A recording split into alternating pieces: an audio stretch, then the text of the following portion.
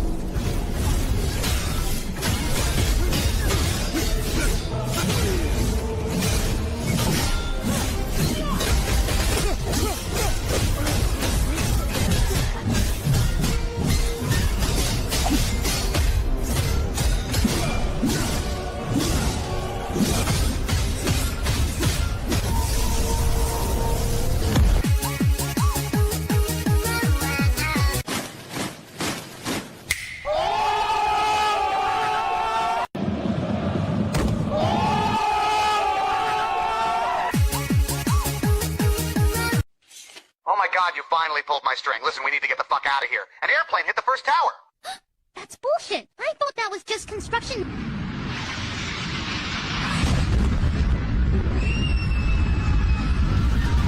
Oh my God.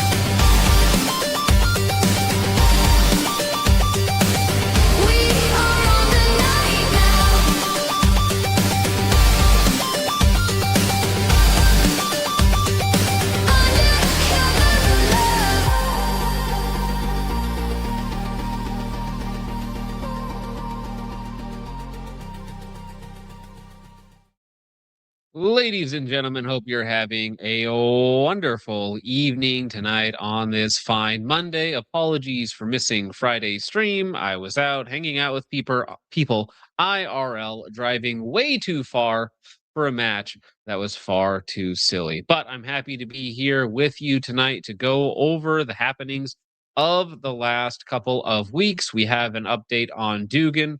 We have an update on the industry as a whole. I've had some very interesting conversations this week. Maybe a couple of updates that you don't want to hear. And then a selected amount of rage bait to close the evening. And maybe even some very interesting anniversaries with our greatest ally and some very notable interactions. But before we get to that, we have Richard and, of course, Jake for Monday night's main event. How is everybody's night going? Fantastic. Feeling a little betrayed after last week, but it's okay. It's okay. Wait, which one? You got to be more specific. Oh, okay. Oh yeah, just looking at me like no. I rushed home, was expecting to clock in for a stream, and then yes, we were waiting for you to finish. Oh yeah, move yeah. on. I was expecting to come home and stream and see Jake's beautiful face, and yes, I realized that the stream was over for 2 hours. Yeah, what was Monday? Monday I was back home. That was the day before flying out here. So yeah, I was on a little bit of a different time scale. I didn't tell Jake either. Jake didn't know what to do last week. He literally sat at the desk quiet for 2 hours. Didn't say a word, didn't touch his keyboard. I did my own fake stream. I just had my monitor off and I just talked to the camera for about 3.5 hours. He just monologued about Culver's. He sang a Culver's song and did a Culver's prayer and called it a day. But hey, people were missing you, Jake, okay? Because I had people donating on the Redoubt stream to see your toes, okay? They're like, we didn't get our fix of Jake's toes on Monday. John, you're gonna give it to us now. Now.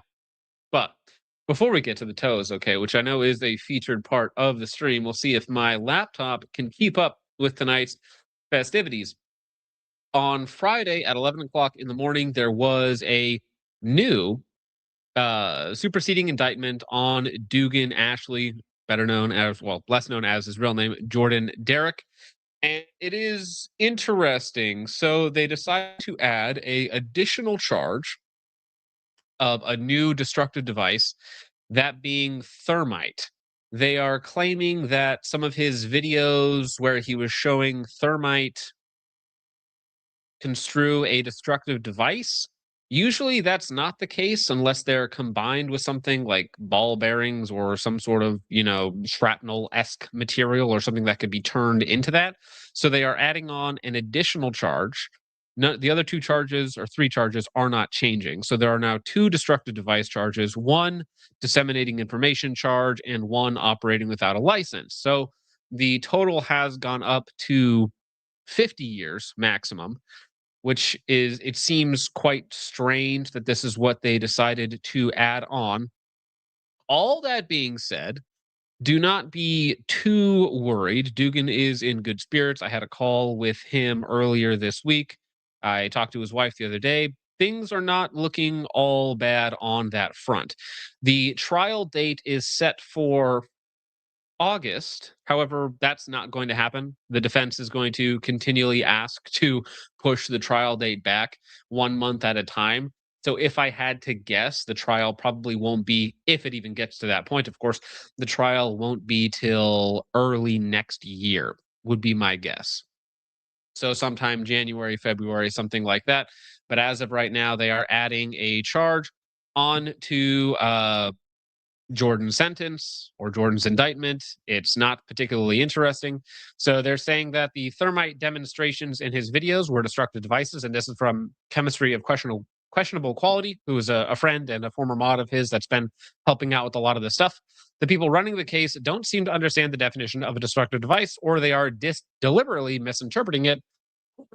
And I would say it's almost certainly the latter part, where they are intentionally misinterpreting it. Because again, as far as I'm aware, thermite is not illegal unless it's, again, combined with something else, shrapnel, ball bearings, or something else to make it a actual destructive device. Thermite in and of itself is not illegal to have, to possess, or to show off in a video. So that seems quite strange with me. I think it's just if it's in the form of like a canister, like a grenade type thing. Right. Thermite, it's not necessarily explosive. It's more just themselves. Yeah. Right. Which is the crazy part. All right. So, I mean, here's the actual PDF itself. Let me pull this up here.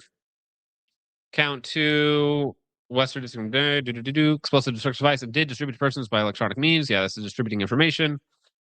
Yeah, so that is destructive device, incendiary devices containing thermite and thermate as defined, blah, blah, blah, that were not registered to him in the NFA violation. So that is essentially the new one, is they added on a thermite charge. So there is a second destructive device in play, again, for the videos. Not necessarily something that he had on his person when they came to arrest him, but for the videos. Right, which again seems strange enough. Again, you can go ahead and donate to his legal defense fund. Let me go ahead and pull that up real fast. There is also a shirt, which I'll see if I can find that link as well, because, oh shoot, where'd it go? I should, hopefully, by the time I get back, because of course I'm on vacation and gone for 2 weeks. I should, hopefully, by the time I get back, have access to the new t-shirt and everything else that they're also setting up for a GoFundMe or for fundraising purposes. So let me see if I can find that link. I dropped the Give, Send, Go, and all of that in the chat for you wonderful gentlemen to help out with legal expenses. If there are any more updates, which I imagine there will be, I will probably be talking to Jordan this week tomorrow, Wednesday timeframe, and see if there's any other updates or information that he wants us to be putting out. But in the meantime, that is the update. Now, this is another story that we've been following, and this is in that same vein. And this is the reason why we never black pill, why we never doom, we never give up, because we've talked about this guy several times. Okay. This guy was a man who got charged with murder for killing, justifiably so, in my opinion, and in the court's opinion, the rapist and kidnapper, also a pedophile, of his daughter. And then during this whole process of him getting charged and the corruption in the police, he decided, well, you know what? I'm going to make this go nuclear. I'm going to run for sheriff while under indictment for murder. And we just got the news 2 days ago that the murder charges have been dropped for the Arkansas sheriff nominee who killed teen daughter's rapist. And teen daughter, I believe his daughter's like 14, so that would make him a pedophile under the law, plus a kidnapper. So this is why we never doom. Okay, this is a absolute white pill moment that this guy still in the running for sheriff. Okay, so he could get the perfect photo finish. Not only could he beat the murder charges, gets to actually distribute justice on the kidnapper of his daughter, might also end up as the sheriff to boot, and gets to execute true justice, okay, upon people who were corrupt and who were trying to bar him from access to justice. So absolute white pill moment. There is still some justice in the world. So What do you think with that that that's in going to mind, do for crime in his town if he does get elected? well, I probably wouldn't want to be a kidnapper in his town. Oh, definitely not. But just like, the basics, like petty crime, I bet that petty crime drops because they know that he's not going to put up with it. Yeah. Yeah.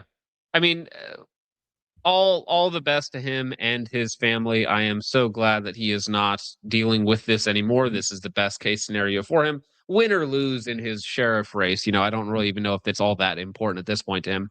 He's got a life with his daughter, and that's really what a dad needs. So I'm glad all the way around for this guy.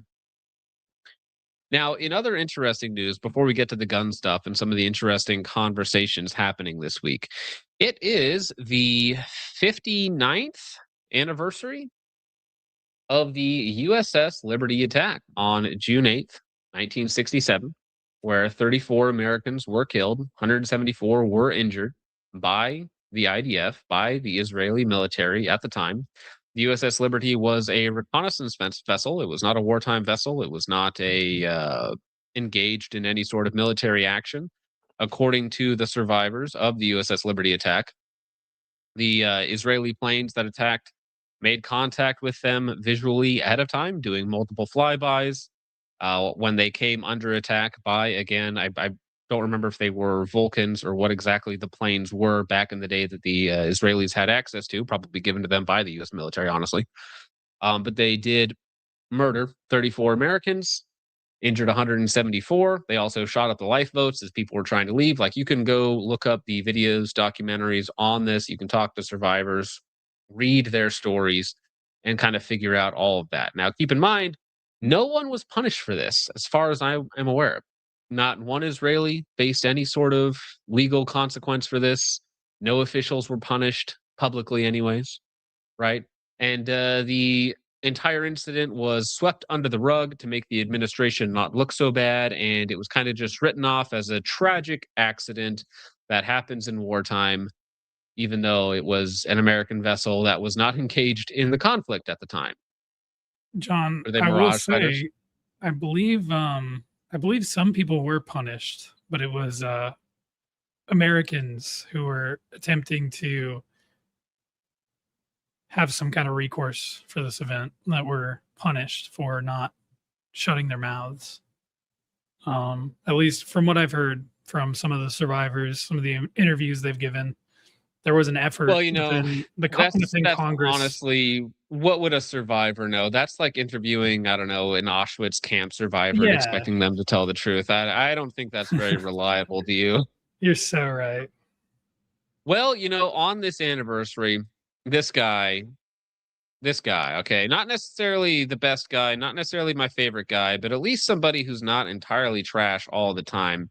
Thomas Massey on his own personal YouTube channel decides to upload his speech from today on the House floor, talking about the 69th anniversary or 59th anniversary, sorry, of the USS Liberty attack, getting in one last hit on the administration before we move out of here. And this comes out, of course, rising tensions between US and Israel, because according to the public media reports, Bibi and Donald J. Trump are not happy with each other. They're getting in yelling matches back and forth. Israel's breaking the ceasefire. Iran's retaliating. Nobody's happy with anybody. And Israel has never been less popular with the American public, hitting near 70% disapproval ratings. And yes, I'm not saying the funny number. So Massey is the least horrible. That is a good way to put it, Richard. And I know somebody was complaining like, oh, he has a big Jewish donor over here. And it's like, well, yeah, but they all have Jewish money. I mean, come on. It's like you look at all the top donators in American politics and you're going to be shocked to find out. Okay, but a lot of them have striking similarities. Shocking, I know, but a lot of them have striking similarities to certain individuals. But anyways, here's his speech from the House floor on this momentous anniversary. Is the gentleman from Kentucky, Mr. Massey, for 5 minutes. I request unanimous consent to revise and extend my marks and to introduce other material into the record. Without objection. Mr. Speaker, it's my great honor, maybe one of the biggest honors of my lifetime, to stand here on the floor and do something that's 59 years overdue, to recognize the survivors and those who gave their lives on the USS Liberty 59 years ago today, when they were viciously attacked by IDF jets, and also after that by torpedo boats. I'm going to tell you a little bit of their story. And there, by the way, there's at least a dozen of them here today with us. I just met with them in my office, and they related this story to me. You know, it was a clear day. The USS Liberty was one of the most technologically sophisticated ships in the Navy, but it was virtually unarmed, and it was sent to observe the six-day war going on in the Middle East between Israel and its neighbors. It arrived on June 7th, and the weather was clear.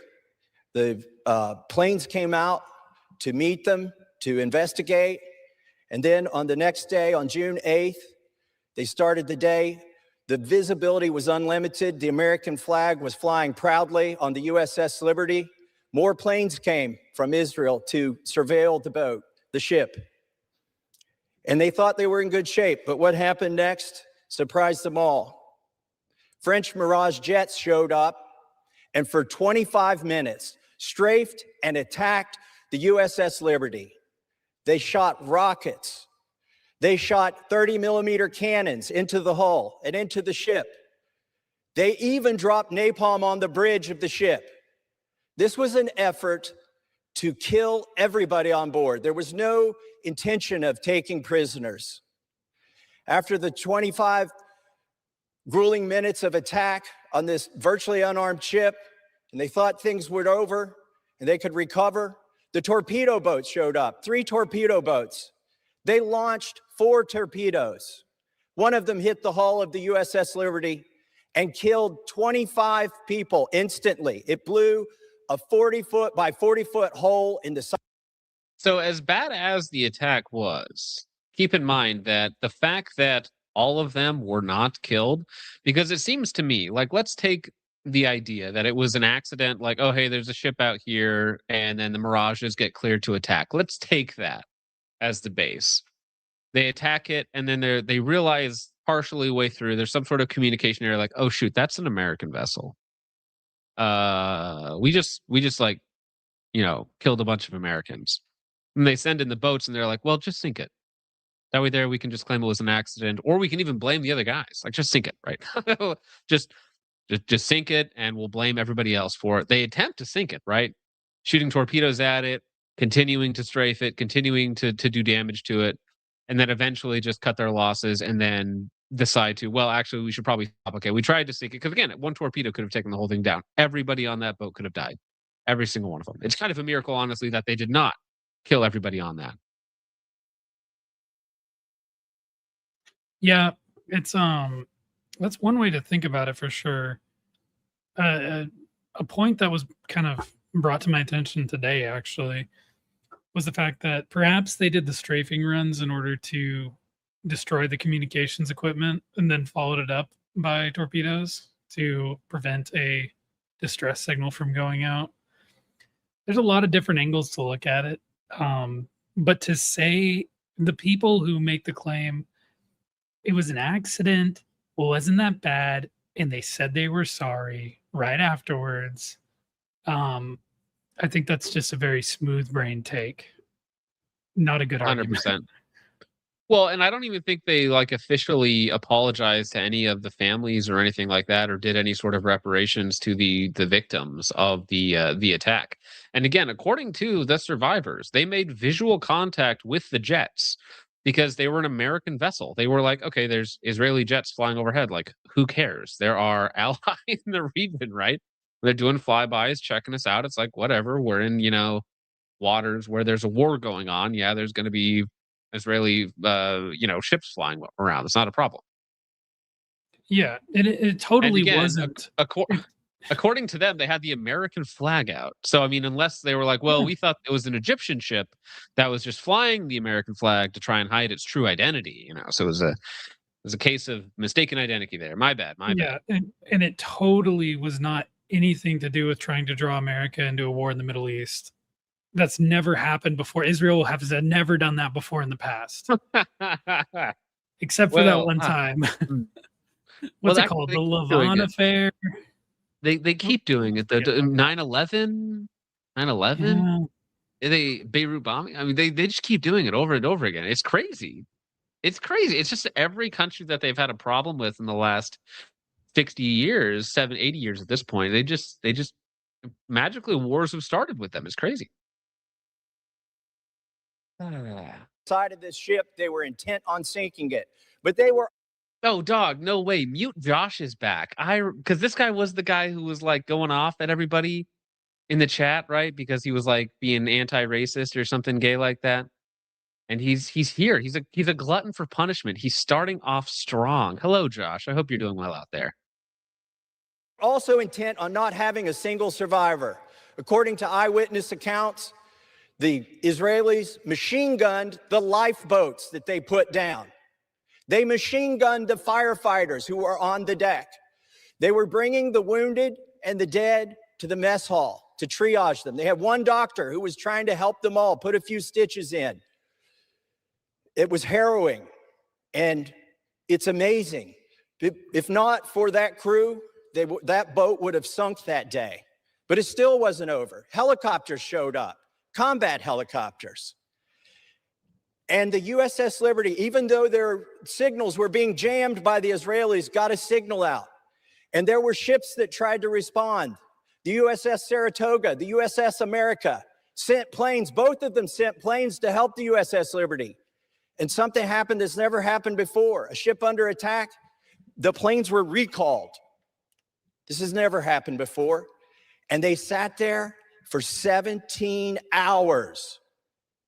34 dead, 100 and imagine that, right? Your own government is scrambling to cover this up, not allowing rescue planes to come in, not allowing your own guys to come in, as you are one of the 174 injured guys, missing a limb, blown up, bullet holes, shrapnel wounds, whatever it might be, broken bones. Your ship's taking on water because guess what? There's a hole in the side of it that took out 25 of your bros.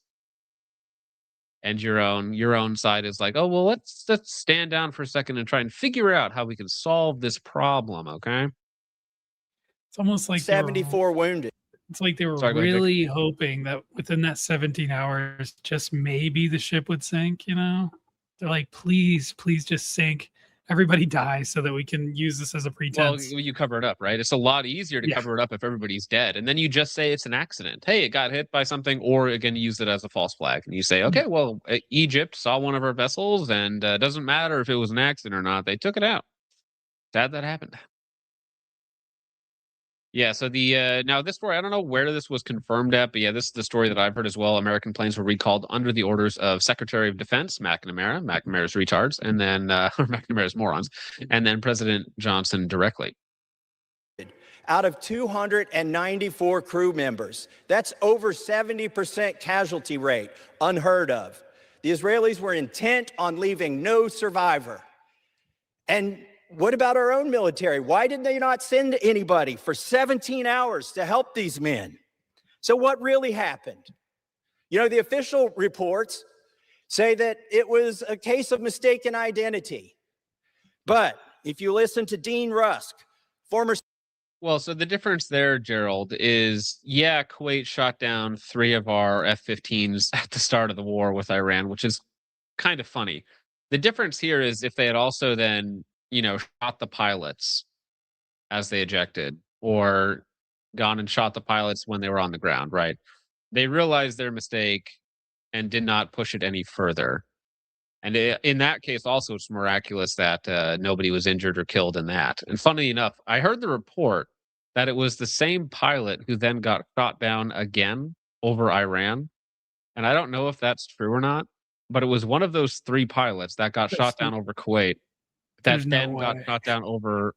That is a real report out there that the same guy got shot down twice Just within hang a it up month. at that point, honestly. Yeah, bro, you're just done. Like you're just done. Okay, imagine being his Wizzo, right? Because you're in the back seat. Like you get shot down by friendly forces. You're like, well, that was a weird fluke. We survived, though. It's okay. And then you actually get shot down for real over Iran. And then you're like, no, my pilot just sucks. I don't want to be this guy's. I'm not going to be your Wizzo anymore. I'm going to leave now. Secretary of State, Richard Helms, CIA Director, Bobby Ray Inman, head of the NSA, Captain Ward Boston, who was the chief counsel of the Court of Inquiry. If you listen to Admiral Moore, who served in Pearl Harbor, Midway, commanded both the Atlantic and Pacific Fleet.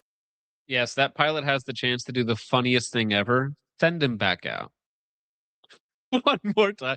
Honestly, maybe he likes just being shot. Maybe he's trying to defect and he's just the worst at it. He's intentionally trying to get shot down over and over again. But do it. Do it one more time. And was chairman of the Joint Chiefs of Staff. None of these distinguished men think this was an accident. They think it was intentional murder by the country of Israel, either as a false flag operation or because they simply didn't want anybody observing what they were doing that day. Well, I think if I'm going to take a guess, if I were a betting man, it was a false flag operation intentionally to try and get the U.S. into the war, like nothing more. I don't think it. The accident angle is retarded. I think, right? There's no way it was an Egyptian ship. They see the American flag. They see the Americans. They do multiple passovers of the plane or of the boat. Sorry, the boat sends out multiple distress signals. They know that it was Americans. It wasn't an accident. It was intentional, and they tried to sink the ship. Yeah, I mean, we have like it looks a lot like the Lavon affair, except I don't know if we have any record of these Israeli soldiers getting medals for this operation, like in this day and age, because that happened with the Lavon affair, right? They denied it, and then they gave them medals for valor or courage for doing that operation. So basically acknowledging that it was a thing. But I don't know if that ever happened with the USS Liberty, but it kind of follows the same. It's the same MO, same playbook.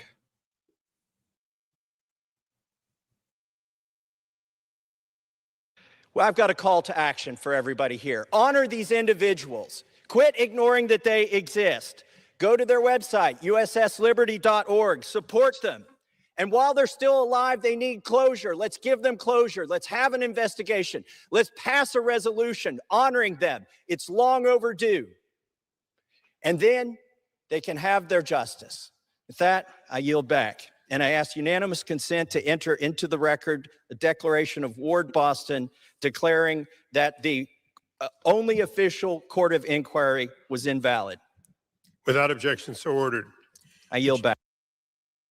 So that was Thomas Massey on the House floor. Now, will this actually do anything? No, of course not. these things. It's basically purely symbolic. It's a gesture of kindness on his way out to the survivors, and it also, in my opinion, makes the Trump administration look even worse. And again, it comes on top of the already horrible relationship between US and Israel, at least as far as public relations go. Horrible public relations. Okay. Behind closed doors, the relationship between the US and Israel has never been stronger. It is a throbbing, interconnected relationship that is very intimate. And I don't think that that's going anywhere. Okay. The public might hate it, but it doesn't matter. The public is not in charge. Okay. The public is not the one signing the checks. But John, I thought Trump was being hard on Israel. I thought he called Netanyahu a fucking idiot. I thought Trump was Well- being so based. No, Being hard on four. Israel has a different connotation for Donald Trump and BB. Yes, probably. Hey, Richard, did you get my message in side chat? I just seen it. I'm digging for it right now. Okay, yeah, just look for that because somebody donated. I'll spoiler alerts, Jake. Somebody donated $100 on Rumble. $100 on Rumble. We're listening to the For what? entire. Well, guess what, Jake? We're listening to the entire Big Toe Money Symposium, Jake, The for discography. $100. Yeah, it might as well be an album at this point. I think we have like 3 different songs of it, dude. I forget every time on Monday I need to use a BTM, a different version of BTM for the intro. I just forget. But you know what's even funnier than Big Toe Money, Jake? Guess who reached out to me after watching our review of Beretta 94X ASMR? Beretta? Beretta did. Really? Yes. Wow. So Beretta watched our review of their ASMR marketing campaign for the 94X and the fact that I have to buy 2 of these. And they offered to send me 2 of them based off of our reaction to their ASMR marketing materials. Now, I told him that I don't accept guns. I will end up just buying 2 of them anyways. But I thought that was so funny that Beretta is being a very good sport about it. And they're confident in their product that, they're like, you know what? I know that you made that bet. You said that silly thing about buying 2 to the first one that used Mommy ASMR. They went ahead and did it. And they offered to send me 2 of them. I'm going to end up buying 2 of them anyways, regardless. I'm a man of my word, blah, blah, blah, blah, blah. Yeah. I also decided to ask a couple questions about some other products. And I was told that this is not necessarily private information. While the 94X is cool, I think my audience is more interested in the NARP, right? The new assault rifle platform that Beretta is shopping around to all the different contracts. They have a GIGN contract. Who knows where else they're going to try and go with that. So I asked, hey, when is that coming to the US? And the answer is going to be a little disappointing, Jake. The answer is years. They said multiple years Yikes. because it's focusing solely on contracts right now. And the Americans are actually not going to get the NARP because they're going to have to call it something else. They don't feel comfortable. Beretta does because, again, different countries have different sensibilities. So they could don't just feel call comfortable. it the LARP. Well, exactly. But they're not going to import a gun called the new assault rifle platform, right? They're not going to do that. What they are going to do is bring out a version of it with probably a different name. So maybe they'll call it like the Praetorian or like a name similar to that, which is just a version of the NARP and not call it a NARP for the American market, right? So they'll call it like, think of whatever name you want. It'll be like the NARP, but not quite. And they said it would be years away. Years away. Actually, that is good. That is good, John. Yes, the light action rifle platform. That's pretty good. perfect. That's The not LARP. bad. Apparently, Beretta listens to this stream or watches the stream, which is absolutely insane. But call it the LARP. That actually is insane. For your American audience, you'll sell a ton of them. Trust me. Yes, the light action rifle platform. That is really good. Really, really good. The Titan is the NARP, but different as well. That's a 500th anniversary special one-off. And by one-off, I think there is only one of them. So nobody's going to, none of us are going to buy that. But it would be funny, yes. Beretta, if you're still listening, okay, I'm gonna buy the 94X regardless. Okay, you can send a couple. I'll pay you for them, and yeah, we'll get the LARP. Okay, because the American consumer market, at least us, we want the LARP. I got to handle one at SHOT Show. Okay, nobody else, none of you guys did. Okay, you guys are too poor to handle one, too poor to buy one as well. Me too. But at least we got to handle the thing. So at some point they will probably come to the U.S. market, but it's going to be a hot minute. Lost Air says, do we know the dollar amount on the 94X? Honestly, I'm scared to ask. They're like, oh yeah, it's 2,200 MSRP. And I'm like, oh no, my accountant's going to hate me. And I'm my own accountant. So yikers. But it was cool of them to reach out. That was kind of base of them to watch us reacting to their mommy ASMR marketing materials with JJ and, offer anyways to send us a couple of things. Now, in other gun news, as we move into our LARP phase, okay, this is another little update to a story that we talked about last week at some point. So Federal's already signed an agreement with the U.S. Army to produce a lot more of the PEAK alloy case technology, which is a special blend of steel-cased ammunition that can handle 82,000 PSI. It has good extraction. It has good, all the other things, lubricity that you want to make steel work well in normal-ish firearms. And I hadn't seen this video. I think this is an older video, but Brandon FDW, who's a good account, he posts all of, the most up-to-date military news and information.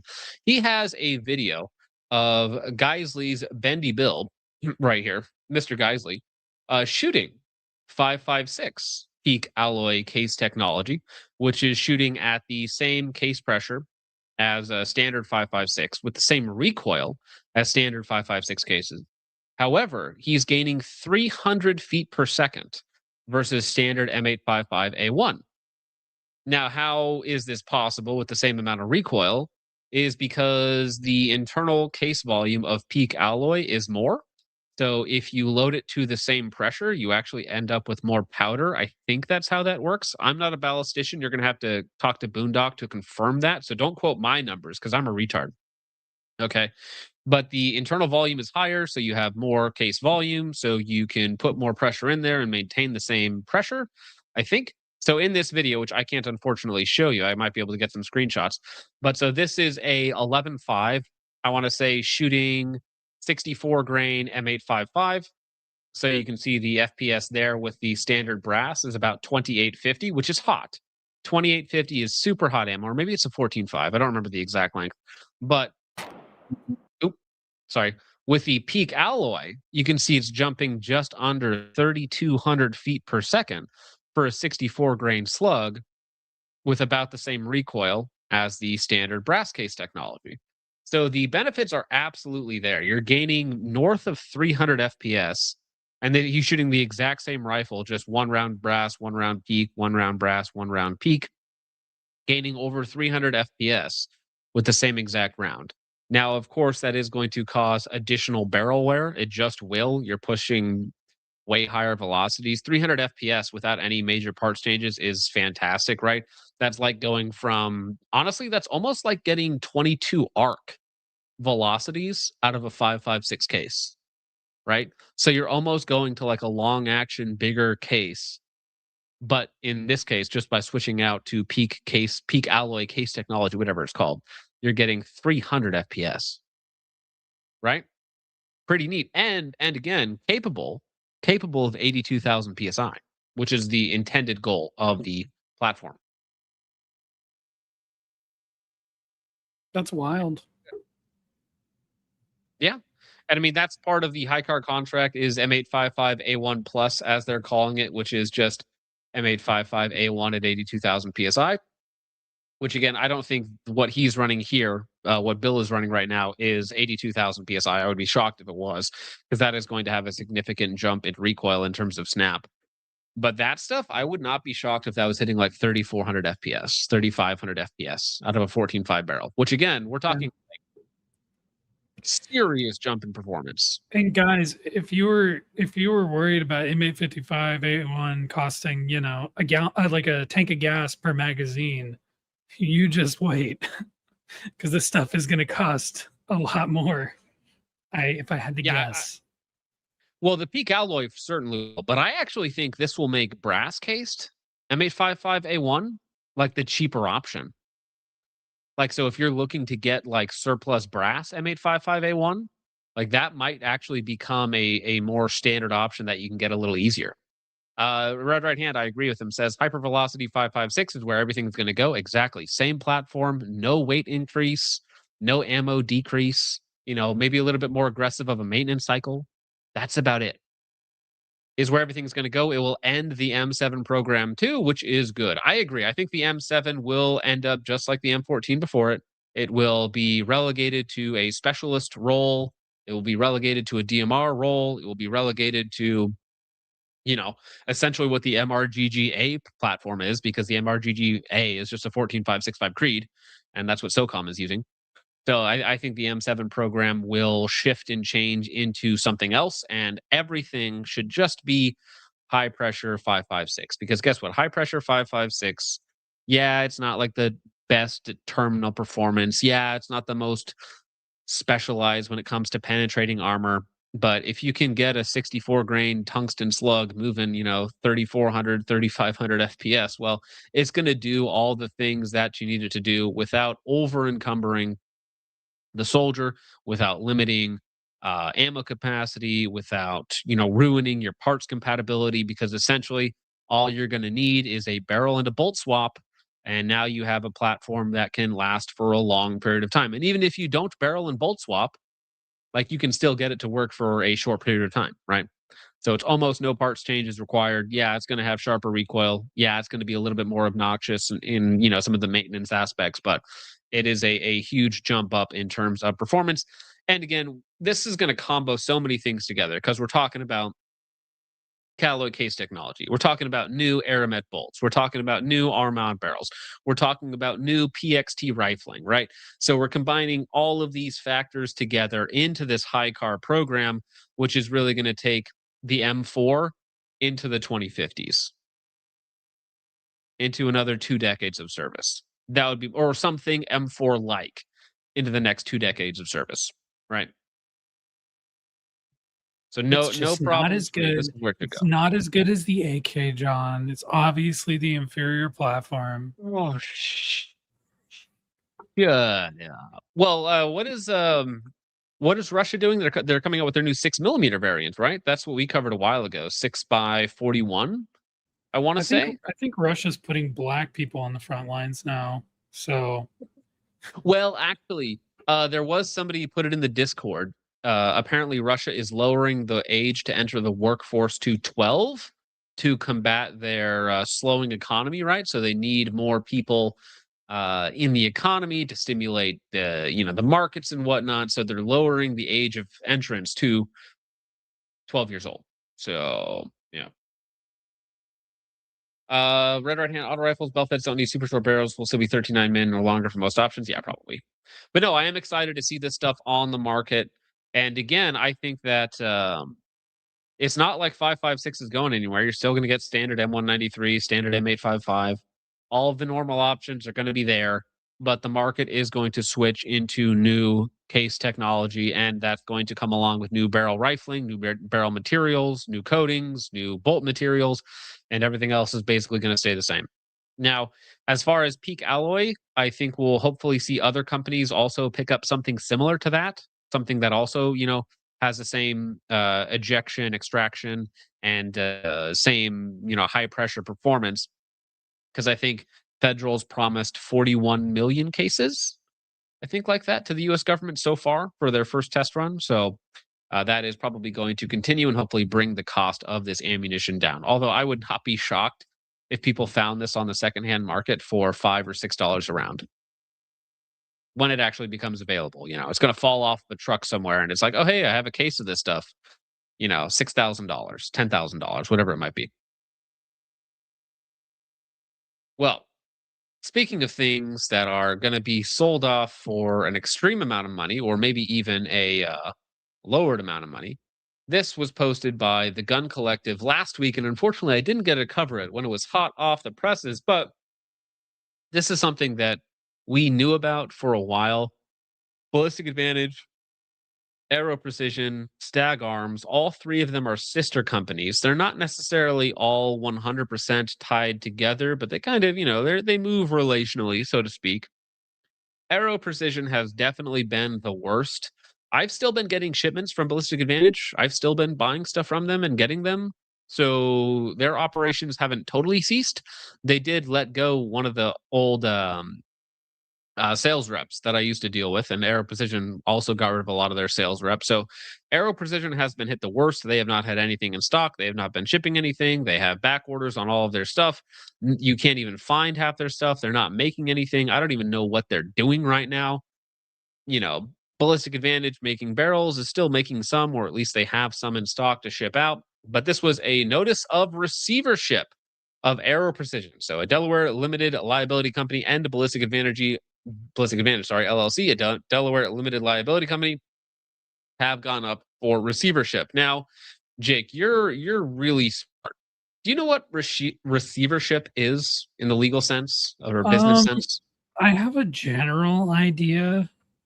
However, I don't think I'd be able to give you like an actual definition.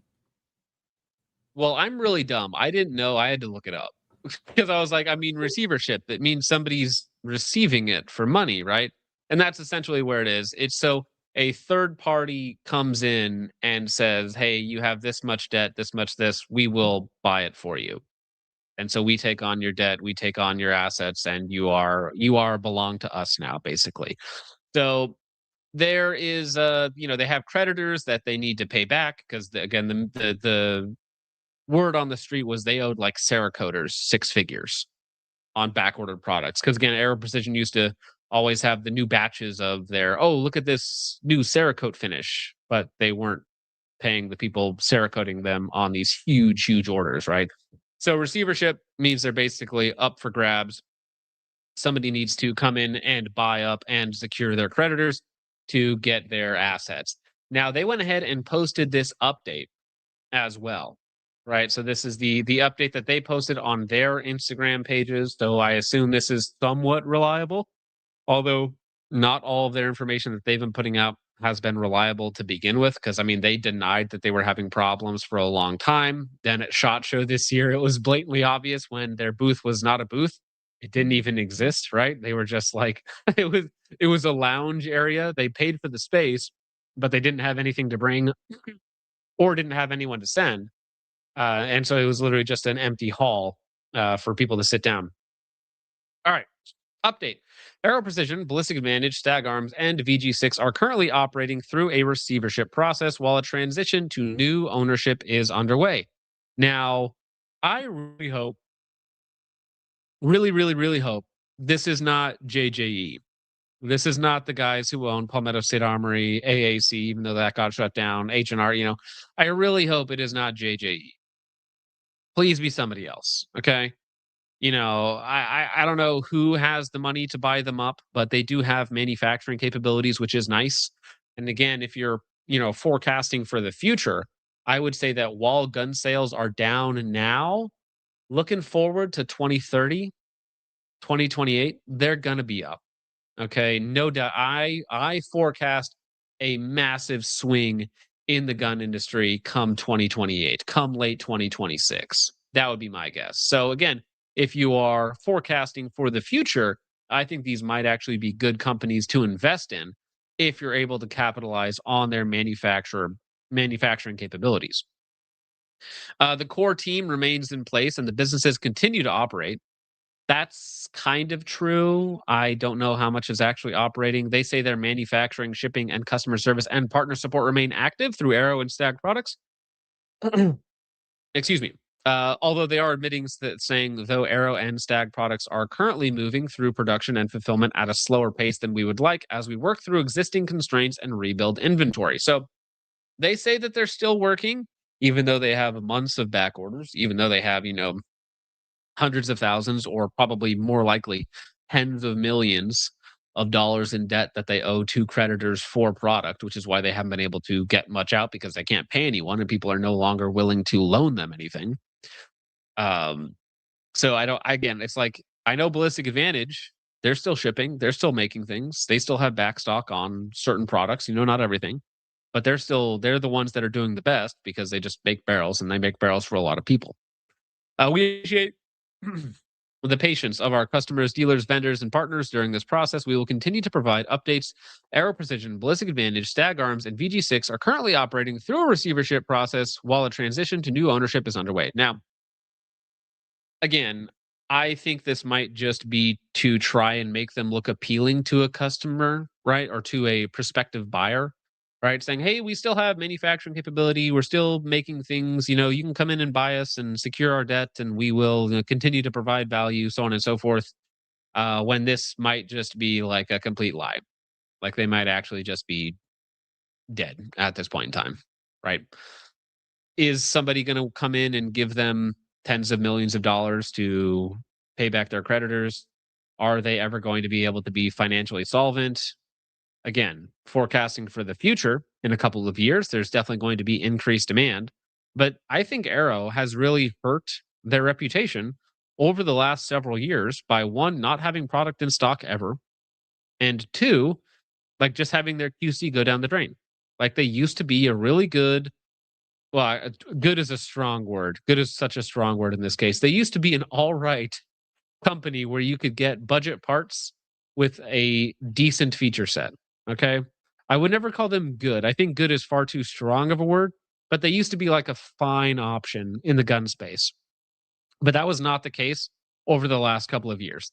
Their QC went downhill. And then you combine that with the fact they just had nothing in stock ever. And it was just like nobody wants to buy them anymore. So even if they filled their website up tomorrow, yeah, some things would sell well. But overall, I think their brand is tarnished. John, and maybe I'm totally retarded, but do you know the computer game where you play as like the little blob and you have to go around eating little bubbles and then you grow and you can eat other blobs? I'm familiar with the concept, yes. I think that's like this conglomerate is just like a little blob. And I think the gigantic juggernaut of the PSA blob is going to just come in and absorb everything in sight. It's just going to continue to expand, and that's what I think is likely to happen. But maybe I'm totally wrong. I don't know. It's possible. I mean, thinking about the other players in the market, we had Ruger by Anderson, which is another budget manufacturer of rifles and pistols. We have Beretta, trying to buy up Ruger. So they're making plays in the industry. JJE's been buying a bunch of people, of course.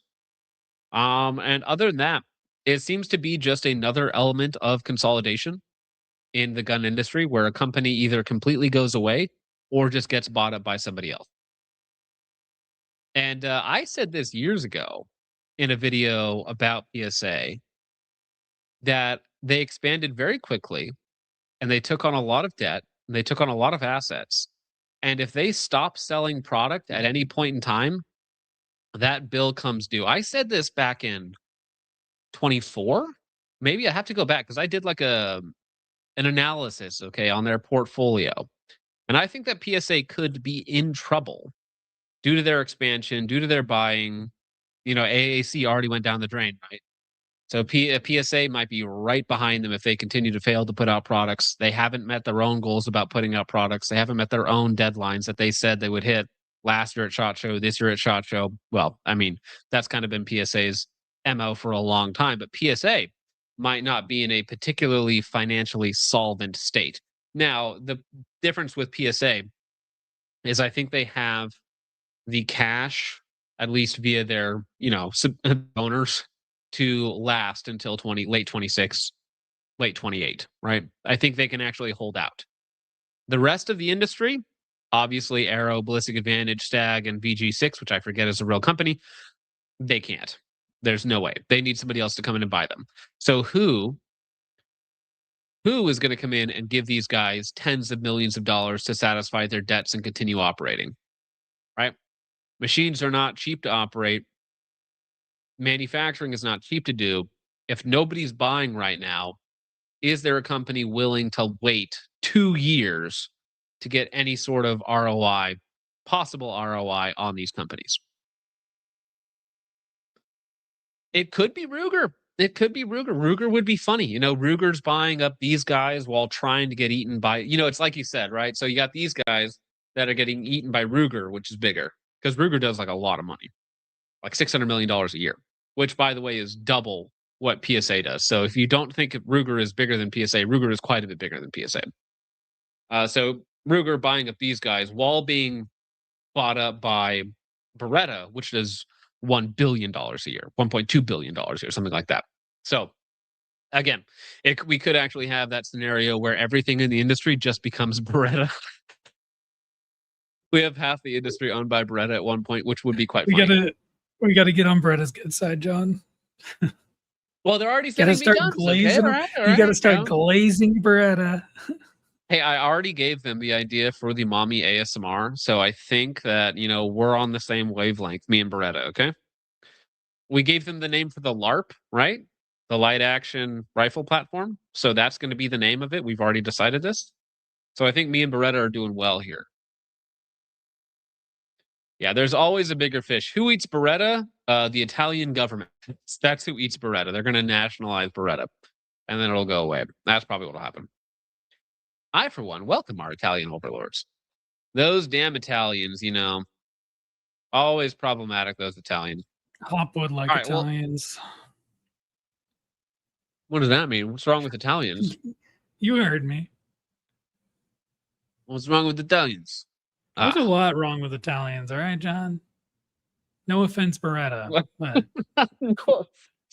no offense. Like, Beretta, if you're if you watching. had an Italian SF guy make you coffee in the Beretta defense booth, maybe you would feel different about I don't hate Beretta. okay? I But just you don't weren't like there. Italian people because I'm racist. Well, you called them people. First mistake there, bro. Come on. I failed right. the purity test.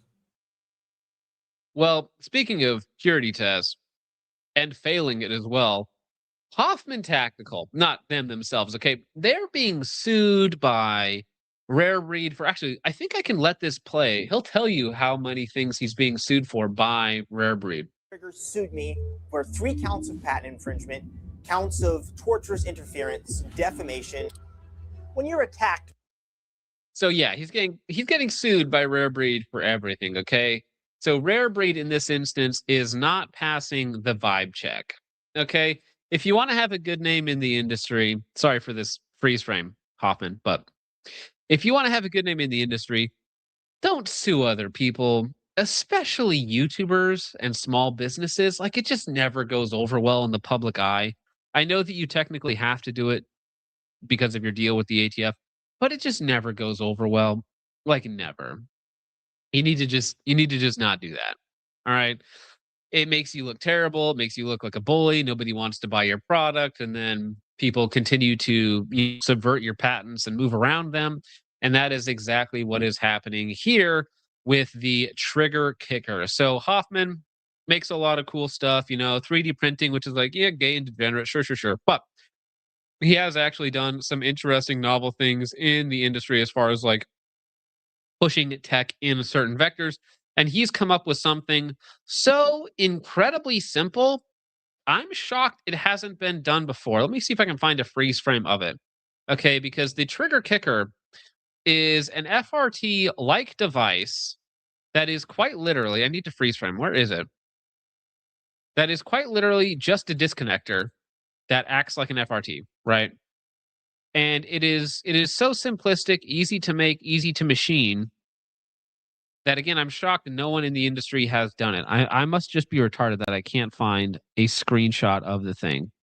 Actually, you know what? I have one. I'm just going to pull up one of my screenshots. It's fine. Well, you are kind of retarded, John. We have established this, Jake. You don't need to keep rubbing it in. Just saying.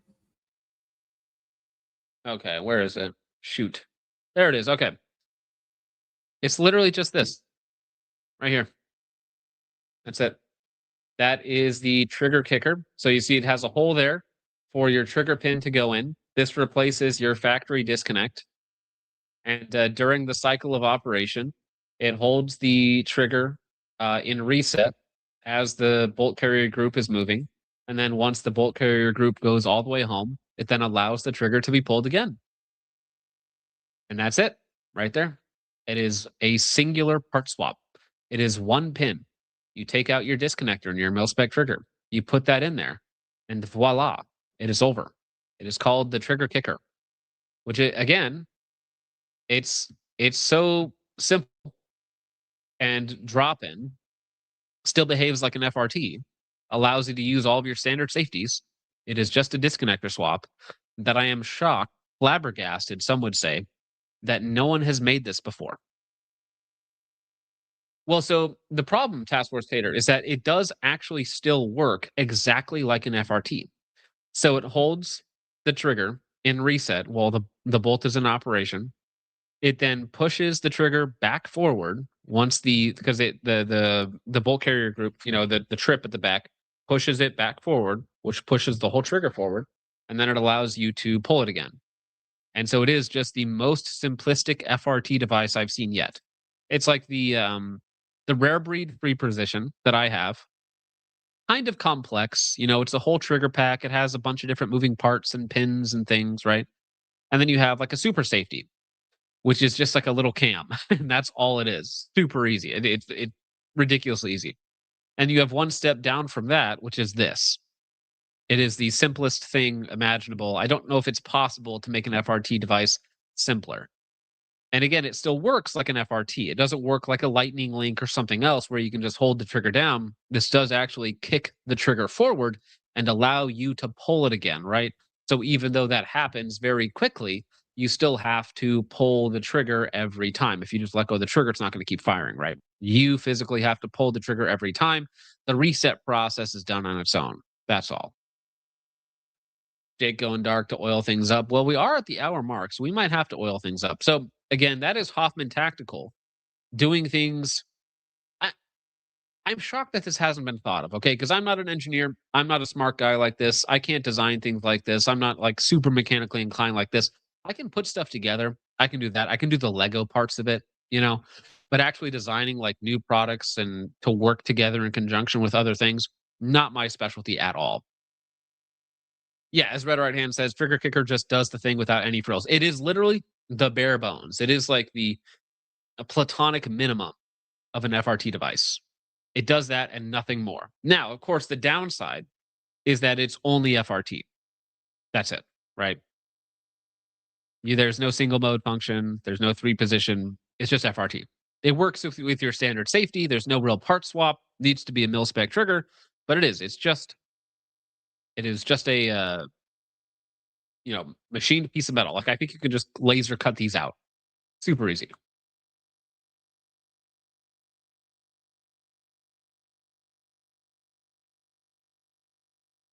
All right.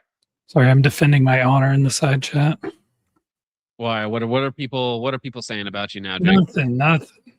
There's all these crazy accusations getting leveled against me, and I just can't stand it. I don't believe you. I think you kind of like it. This device does look scary because it looks so rudimentary, like something that you might get thrown in prison for. But it's just different, man. It's a different mechanism. It actually makes the gun safer. Okay. According to the letter of the law and according to the ATF, this is kosher. This is cool. This will not get you killed at 3:00 in the morning. This will not get your dog shot. This might get a letter from Rare Breed, but I don't know how. Again, it is just the simplest possible way to get a forced reset device. Because that's all it does. It pushes the trigger back forward. As you can see, that is literally all that it does. Riker says, "Why is my foot model talking?" Yeah, well, he's not a mouth model. Although you never know because he keeps wearing the cum sock. You would never know. Maybe he is a mouth model. Jake is my rabbi based. I'm giving you the Erica Kirk eyes right now, John. Wait here. Well, you're gonna be giving them to the whole chat soon, okay? Because we're gonna be playing Big Toe Money on repeat, bro. People are calling me a Jew and such. What did I do? Well, you have hid your schnoz from the chat. I am just saying, okay. So you can search my. It looks bad with the mask off. I don't know. Side profile? We need a side profile. No. We're not getting close. I'm very much not Jewish. I have the side profile right here. There's Oh the my side God. profile. Oh, actually, yeah, we have counter evidence, counterclaim. This image. I've already revealed too much, John. They're gonna find Uh, me. The people in the chat, they're gonna send me all sorts of horrible things in the mail. I'm terrified. Nose checks out. I know that nose. I don't know. That Corn Pop's Revenge, man. Your nose is getting wildly disparate reviews, okay? Okay, Hey, but man. we're talking about this, right? The platonic minimum of an FRT, the trigger kicker. But we have a new addendum add-on to this, kind of, from CAC Industry. Now, I like CAC Industry. I do. They make a lot of wacky things. They make a lot of things that I enjoy, even if the execution isn't always perfect. Anytime that I've asked them to make anything for me, they have. So I kind of want to get together with them, not in a romantic way, Jake, relax, but in a more business-y way to manufacture a specific product for me or a combination of products for me that I think the industry really wants, okay? Because I've been kind of down on some other products in the market for being, hyper expensive and not doing exactly what they say they do. But I think that me and CAC can work together, okay? Me and a great CAC over here can work together to make something that the people truly want and does all the things without costing a gajillion dollars or something like that. But what they have here is, since there is a shortage of tungsten, I don't know if you guys have noticed this, but tungsten weights for buffers, or just, H2, H3 buffers in general, have skyrocketed in cost because there is a shortage of tungsten because of a pesky little war over in the Middle East. And I don't know why dirt people continually ruin my economy here in the real world, but they apparently do have some sort of effect in the real world. So this is really obnoxious. So if we could get them to stop, the dirt peoples to stop doing that thing that they always do, that would be fantastic. Now, that being said, tungsten, very useful for heavy buffers. Heavy buffers, very useful for FRT devices. CAC says, you know what? Tungsten's very expensive. Not a lot of it around right now. There's a shortage. The US military kind of needs a lot of tungsten for their munitions. We keep using so many of our munitions. Well, you know what? We have a new device. This is called the Dead Blow Carrier. So this is, as you can see in the back, this is a standard AR-15 style carrier.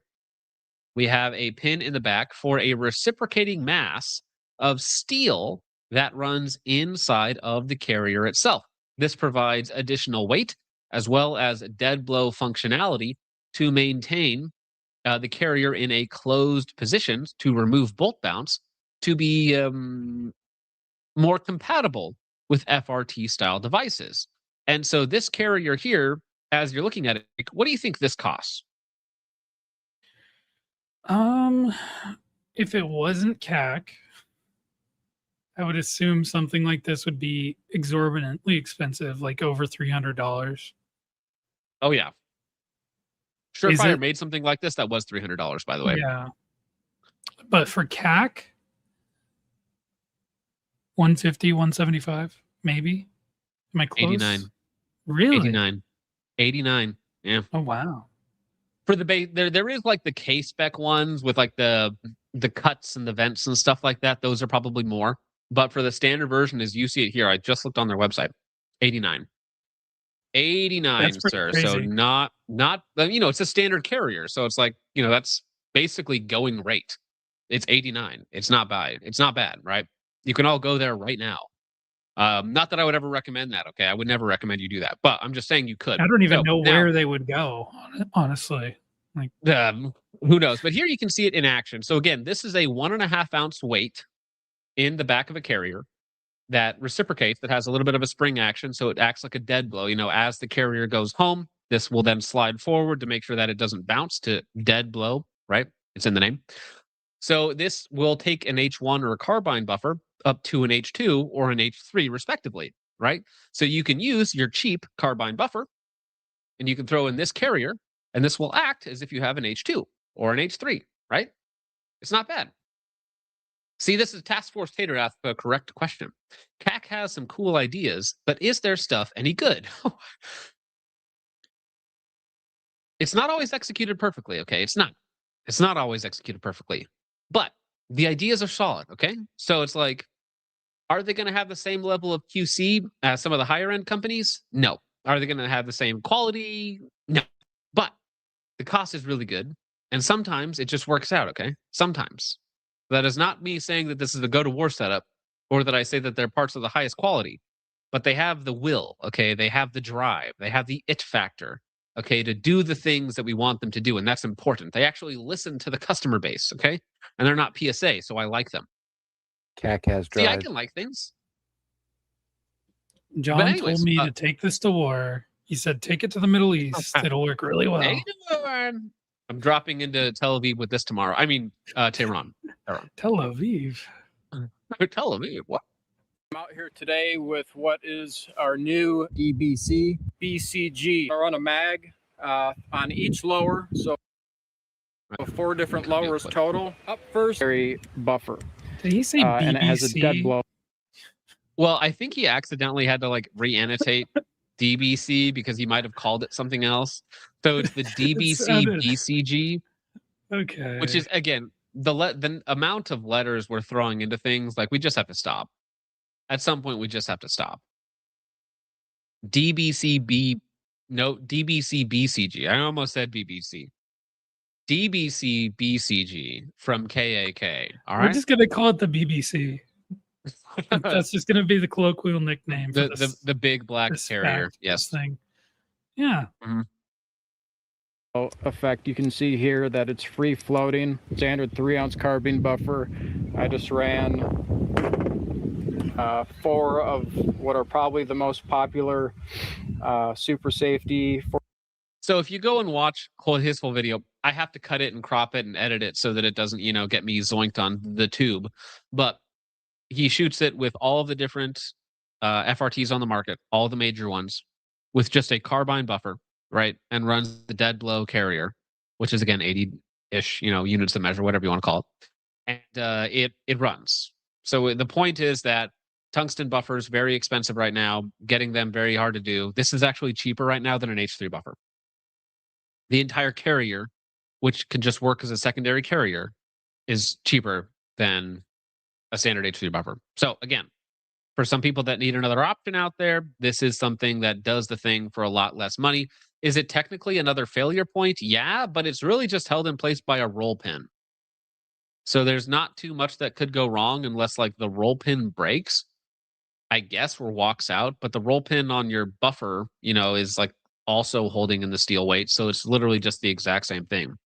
Now, this won't work with any sort of captured buffer system, but you wouldn't use this with a captured buffer system. This is designed to be used with a carbine or an H1 buffer, right? Whatever your rifle comes with, this is designed to enhance that. Force reset selector, force reset trigger, etc. All with 100% functionality. What we came up with is essentially eliminating the need to use tungsten in your buffer. You can use a standard 3-ounce carbine buffer, which are the cheapest you can get. Yeah, so there's no even, I was incorrect. There's not even a spring in it. It's literally just a roll pin, a piece of steel that adds about 1.5 ounces that slides back and forth to act as a dead blow, right? So as the carrier is coming home, the carrier goes home, wants to bounce back, but then the dead blow, because its momentum is still pushing forward, it pushes forward and then counteracts that, bounce, for lack of a better term, of the bolt carrier group. So it should, in theory, allow it to work better with FRTs that require heavier buffers.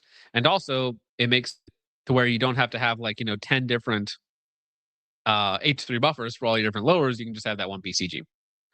It's a niche product in a niche market for a niche circumstance. But what's nice about it? It doesn't cost $1 gazillion. It doesn't. It's pretty inexpensive. Hopefully it's effective for you guys out there who are looking into all of these FRTs. So you could combine this theoretically with the trigger kicker, although I'm not sure because it might actually interfere with the trigger kicker depending on how the trigger kicker actually kicks the trigger, if you get my drift. So there could be some compatibility issues with some FRTs, but again, in the video, you should go watch it. It's on CAC's Twitter page. They go through all of the 4 major ones that everybody uses for the most part. So go check that one out. But it is available. It is neat. It doesn't cost a gazillion billion dollars, so that makes it a-okay in my book. All right, now we're almost done with gun news. We got to take a break, guys. We're going to get back to gun news, okay? We're going to call out some tards in the industry.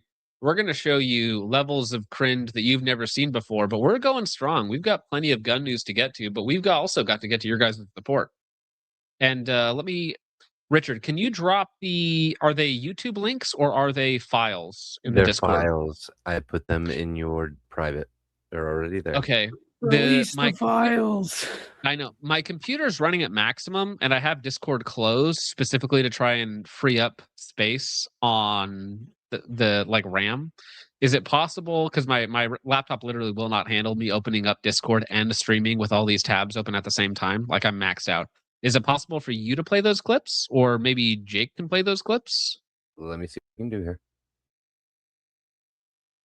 Okay. Because, let me get to it. Over on Rumble, Jarrett for 5's unable to watch tonight. Christ is king and God is good. Have a great evening, gents. Thank you very much, Jarrett. That is very, very based of you. But then Baseball Kid. Baseball Kid comes in with $100. 100. Says, Big Toe Money Inception, please. Love you, Jake. Which I think, personally, Jake, is very, very kind of him to send $100. That's very sweet. $100 to see your dogs, dude. Okay, but you're gonna see more than his dogs, because I'm pretty sure underneath the mask, underneath the facade that Jake has, this is actually him on the inside. Every time BTM gets brought up IRL.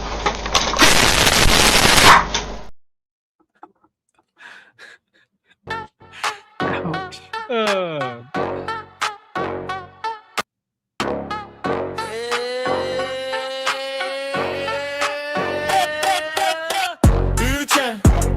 着钞票，这是惊吓的神曲。你说好笑不？光脚走上舞台，只要有条双脚，兄弟我太飘。遇见大叫着钞票，这是惊吓的神曲。你说好笑不？光脚走上舞台，只要有条双脚，兄弟我太飘。我这双脚真爽，你那脚也该爽。你们弹着烟都坐在草地上。 眼前大叫着钞票，那是更大一张。我一走进来，大伙儿全在看。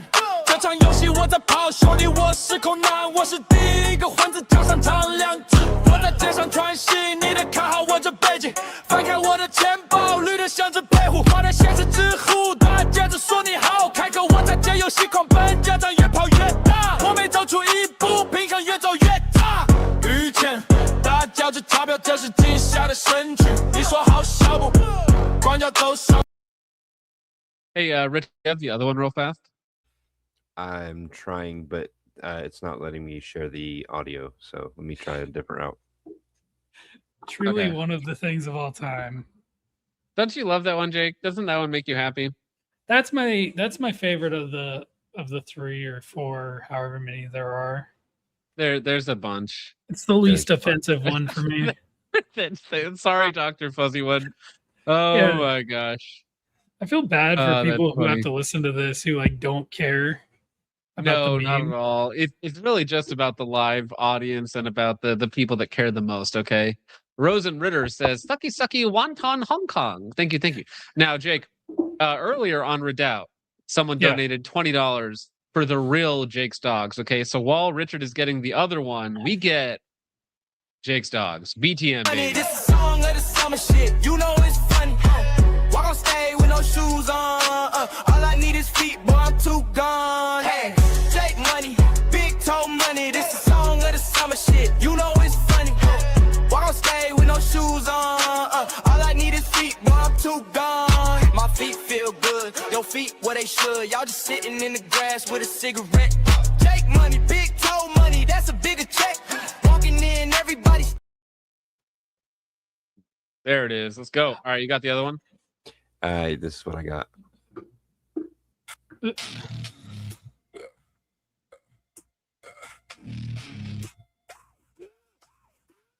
Is there a video or just audio? Just audio. I don't think the audio is coming through correctly. Is it not coming through? Mm-mm. It's like barely.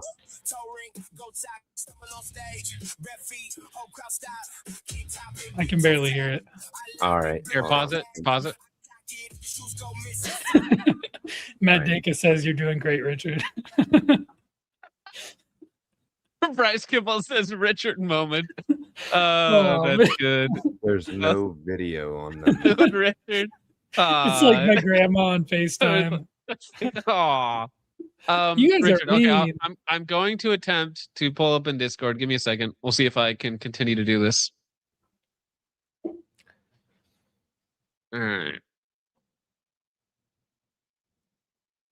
This is what I get for see. not being on stream Well, for a because week. they used to be YouTube video links, but he took the videos down. Oh, why did he do that? I Don't do that. know. I don't know. Just leave them as unlisted. Andrew, just leave them. Oh wait, where is it? Okay, sorry. He responded to me personally. Oh, here we go. I got it. Richard, take your screen down. Yeah, Richard. Sorry. Okay. I'm, Take your running screen the down. stream right now. This is crazy. You basically- Hi guys, how's basically everybody are, doing bro. tonight? I'm John Focus Trip, and this is the Focus Trip live stream. All of GunTube's juiciest drama and the most rage-baiting clips of black people. Oh, we Okay. haven't even gotten to the black people yet. Here we go, Jake. I love how much Jake is on the screen at one time, dude. We have 4 Jakes on screen right now, dude. Here we go. Yeah. Jake Money, big toe money. This the song of the summer shit. You know it's funny. Walk on stage with no shoes on. All I need is feet, boy. I'm too gone. Jake Money, big toe money. This the song of the summer shit. You know it's funny. Walk on stage with no shoes on. All I need is feet, boy. I'm too gone. My feet feel good. Your feet where they should. Y'all just sitting in the grass with a cigarette. Jake Money, big toe money. That's a bigger check. Walking in, everybody stop and look. Running this game, boy, I'm off the hook. I'm the first motherfucker to have 2 feet. Watch my fucking back when I'm moving through the streets. Looking in my wallet, man, it's green like a gecko. Rip up front shoes and my big toe said hello. Running this game and my feet getting bigger. Every step I take, my balance getting bigger. J Money, big toe money. This the song of the summer shit. You know it's funny. Walk on stage with no shoes on. All I need is feet, boy, I'm too gone. J Money, big toe money. This the song of the summer shit. You know it's funny. Walk on stage with no shoes on. All I need is feet, boy, I'm too gone. Strolling down the sidewalk with no shoes.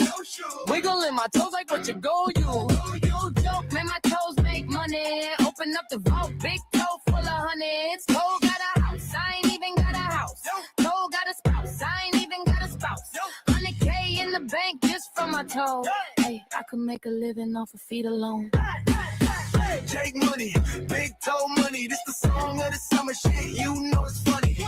Walk on stage with no shoes on. All I need is feet, but I'm too gone.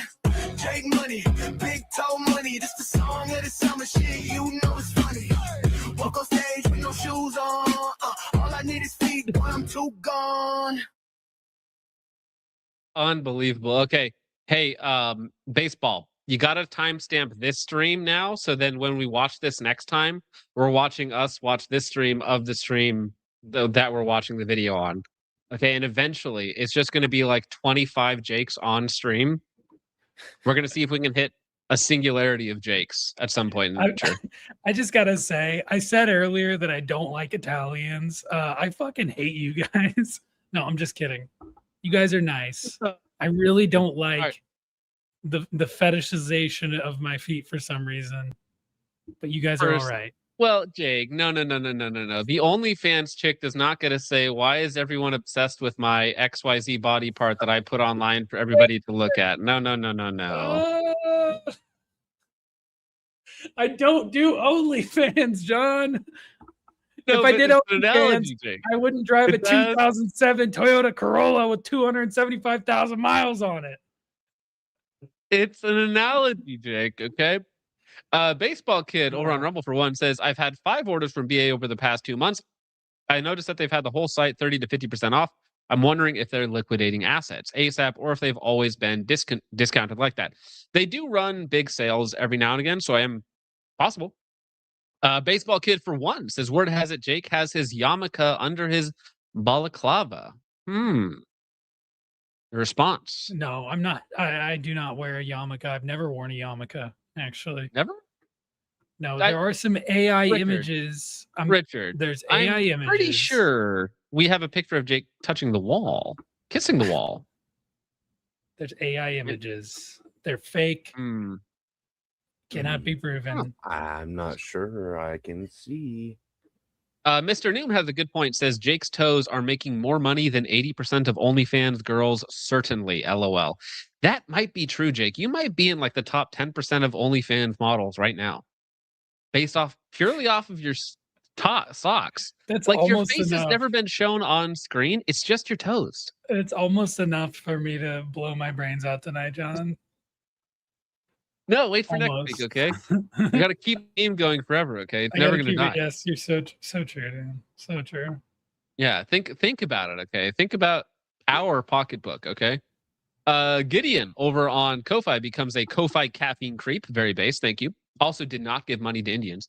Holly B for $25 says, speaking of so-called light action rifle platform, we all LARP. I'm well positioned to make the point. Civilians often LARP as military and military LARP as defending America and not, as it were, Israel. A bitter but not final pill. Obey God, not governments. Psalms 141:1. That is very true. Let me pull it up for you real fast. Psalms 144:1 says, blessed be the Lord, my rock, who trains my hands for war, my fingers for battle. Thank you very much. Now, I did notice there, Jake, that the psalmist, probably David, if I had to guess, left out toes. So if you had to write that verse but put in toes, would it be to strengthen my toes for dancing or for running or for jumping? Like, what do you think that would You know, be? John, in my deuterocanonical version of the Psalms, I don't think I would include toes at all. Come here. I can't fix you. No one can fix you. You are a broken, subhuman piece of trash, a garbage person. That's like Jake to Yeah. half the chat, I'm pretty sure.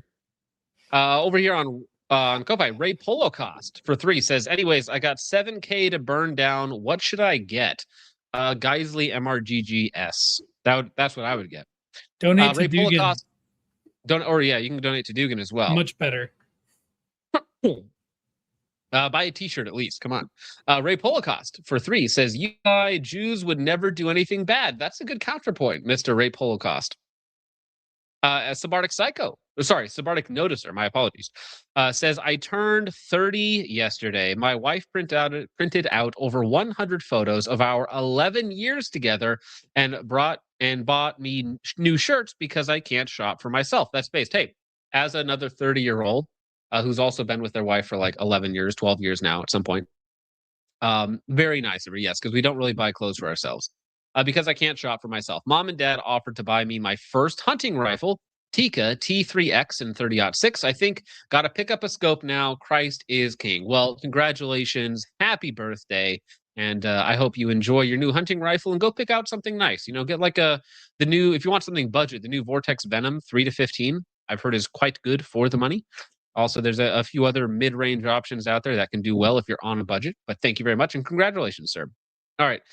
Degenerate Niger Toe Tickler for 3 says, reminding you of the big toe money Jesus is owed from the Redoubt stream. Well, render unto Caesar what is Caesar's, and unto Jake's toes what is Jake's toes, or as the saying goes. Thank you very much, sir. I appreciate that. All right, over here on YouTube. The real Sabardic Psycho says, 14 months of being best friends with John. Kissy heart face, happy face. Thank you, Sabardic Psycho. Zany Code for 2 says, John, I still didn't get the link. Must be a glitch. Well, I would have sent you the link, but you sent me a video earlier of you getting like 56% on a classifier. So listen, You're halfway to getting a link, halfway to getting to GM. Okay, I'm just saying, halfway there. Samurai Boy for 2 says 3 days late, Evil Star and Rainbow Thief coded. Hey, I had work to do, IRL. Zanico for 2 says on Sunday, Gloucester Ejectafella. I seen it. Yeah, it they do that sometimes. Thank you, Zanico. Appreciate that, sir. An Axe to Grind for 10 says, remember the USS Liberty. Well, yes, the 34 dead and 171 wounded as well. And the survivors are still amongst us, Very and true. their stories deserve to be told. Thank you, An Axe to Grind. I appreciate that, sir.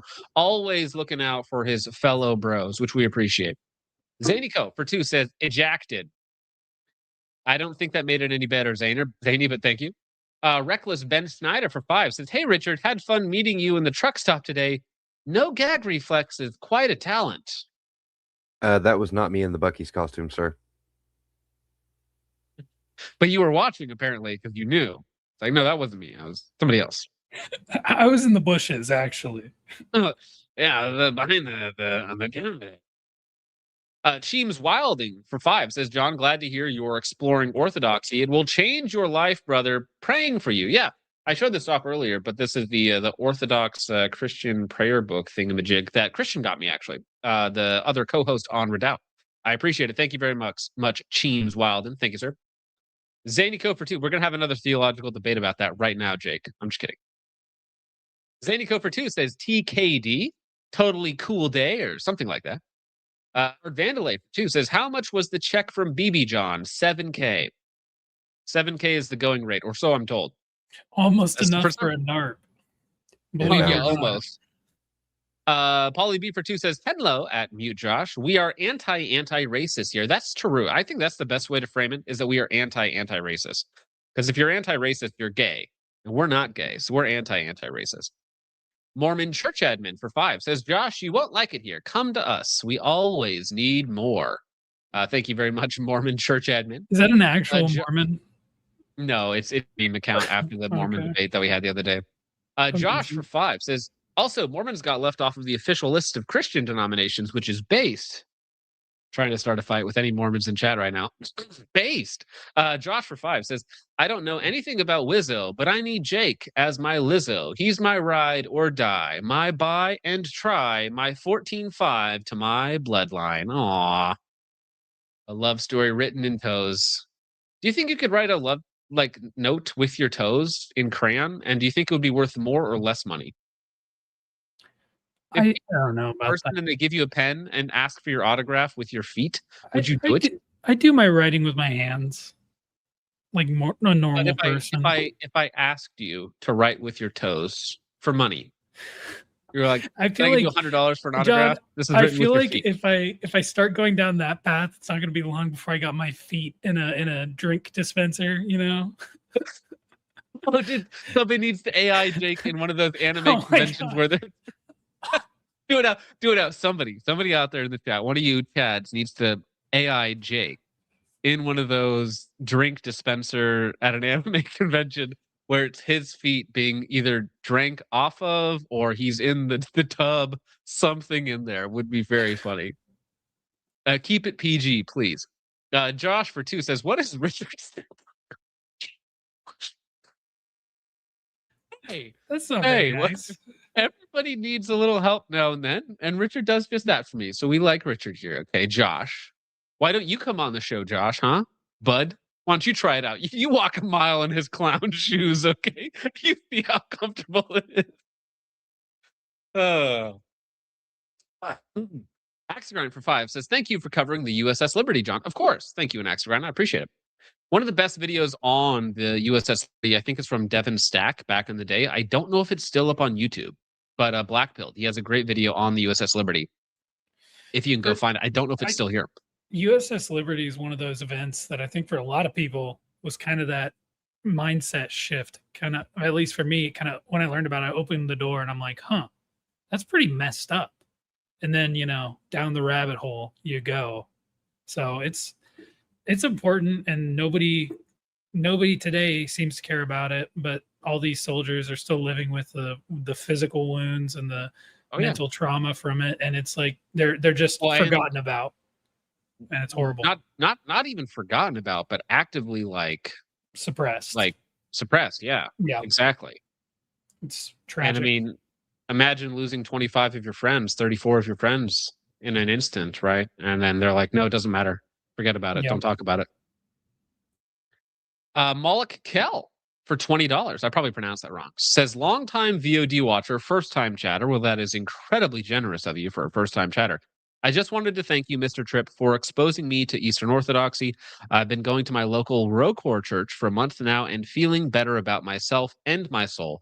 Christ is King. P.S. BTM. Well, I am very glad to hear that. I'm glad you're enjoying Divine Liturgy. I would recommend that you continue to go, regardless of, whatever Christian faith tradition it is.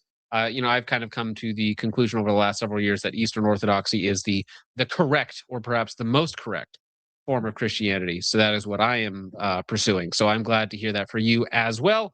And I welcome any debate or dissent within the chat. But thank you, Moloch. I appreciate that, good sir. And you know what? For $20, first time super chatter, I'm not going to deny him, Jake. One more time for the boys. This is a song of the summer shit. It's funny. Walk on stage with no shoes on. All I need is feet, boy, I'm too gone. Hey, take money, big toe money. This is a song of the summer shit. It's funny. Walk on stage with no shoes on. All I need is feet, boy, I'm too gone. My feet feel good, your feet where they should. Y'all just sitting in the grass with a cigarette. Take money, big toe money, that's a bigger check. Walking in, everybody. Thank you very much for that, sir. Ford Enthusiast, 1488. I'm pretty sure he's a big fan of the man, not necessarily the cars. Blackpilled has some great breakdowns. Yes, that's where I first heard about it. On the USS Liberty, that includes firsthand testimony and Israeli pilot audio. They knew it was an American vessel. There's no way they didn't. But thank you, Ford Enthusiast. That is very base of you. Thank you for the 15. Also, great name. Zanico for 2 says, John, a hotel, a big black case, the professional. Well, no, I always travel with that, right? It's not just guns and ammo that was in there. I did bring a full case of ammo. Like I shipped ammo in that with me. A full case of ammo, my competition rig, multiple handguns, magazines, like 12 magazines or something like that. So yeah, no, I travel heavy. And then it also has my streaming setup and everything else in there. So it has like a lot of stuff in there. And you've got a second one for the wife and kids, right? Well, so all of our clothes actually go in the wife's. That's what we actually wear. There's like maybe some sweatshirts or a little bit of extra room in there that I use for like packing it to make sure it's, the stuff inside is safe. But for the most part, it's equipment. Thank you, Zanico. Appreciate that. Shiny Jars for 5 says, honest opinion, are PSA rifles good quality? No. Especially the Saberline. No. Are they just as good as other manufacturers that charge more for the name? No. So there's a delineation here that you need to understand, okay? PSA's parts selection is fine. Their quality control and assembly is usually not. Okay? So the Saberline has good parts, usually speaking. Their assembly and their quality control is usually lower than every other brand. Also, I think a Saber rifle is about the same cost as a BCM. I see no reason to buy a PSA over a BCM ever. Personally.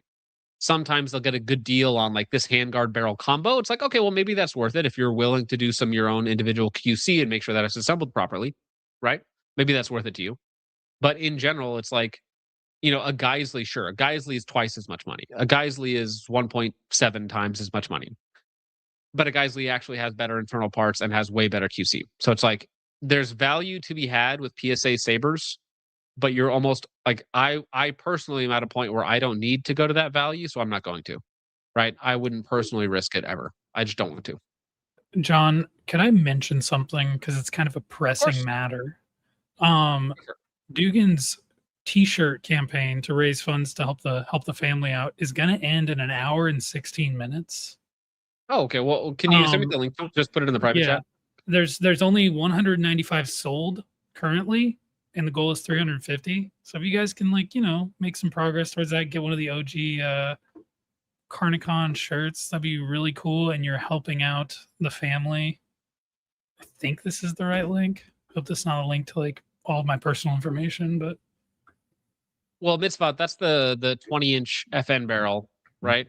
I thought that was perfectly fine. right? Because that was the 2-piece Midwest handguard, front sight block that was assembled properly. Like, that's fine. So And, yeah, so I'm dropping. Go ahead. Yeah, Shadow Force says, "Why is there an end?" I think it's a drop kind of thing where they have people buy in, and it's a one-time order from a t-shirt manufacturer, so they kind of need to have a deadline on that. But it's supposed to be ending in an hour, so if you want to get a shirt, go get one. Oh, shoot, wrong button. Gosh dang it. Yeah, I will go ahead. I dropped the link in the YouTube live chat and in the Rumble chat for you guys to take a look at. I will go ahead and post that here. And this is the shirt. I've already got my shirt. I think I got just a regular t-shirt. They also have pullover hoodies, crew neck style shirts. If you want something different, this does end in an hour and 7 minutes. We sold 196 shirts, which is pretty good. Couple $1,000. That's good. That's going to the family. And you can get yourself some sweet merch. So if interested, please check that out. Actually, while I'm sitting here, guys, talk amongst yourselves. I'm going to go ahead and make a quick X post about it just to kind of get it out there. Yeah, so I'm gonna just talk amongst myself. Yeah, talk amongst yourself, Jake. Talk to yourself. Actually, Richard, read the super chats. Yeah, Richard, read yeah. the super chats. I can Yeah, read I them guess too. Just put them on screen. I'll read them. Okay, I'll do that then. Let's see. Where did you leave off at? Coral Weezer, member for 11 months. Jake wears a mask to hide his curly sideburns. That's not true. I have very straight, blondish brown hair. I have an Agartha pass. Do you, Coral Weezer? Come on, man. Armorite Boy, 275,000 miles on a Yoda? Hardly broke in. That's normally true. However, my car has not been maintained at all. It's very sad, actually, but it's okay. Chase Wintland for $2. Had an uncle that was a big mouth bragger for 30-06. That's okay. I think 30-06 is all right. I don't know. I don't know where my mind. My uncle liked it. And he was a pedophile. Yeah, had an uncle big mouth. My mind just went somewhere else. I'm sorry. I hope your uncle didn't do anything bad to you. Lightspore for $2. Dumb day at work. What did I miss? You missed everything, Lightspore, but I'll fill you in later tonight. No homo. Sorry, I started you're gonna fill him in. School. Here, I start giggling like a schoolgirl when I read these, John. I don't know. All right, well, actually, keep going then. Fine, but you got to start at the beginning. Polly, go.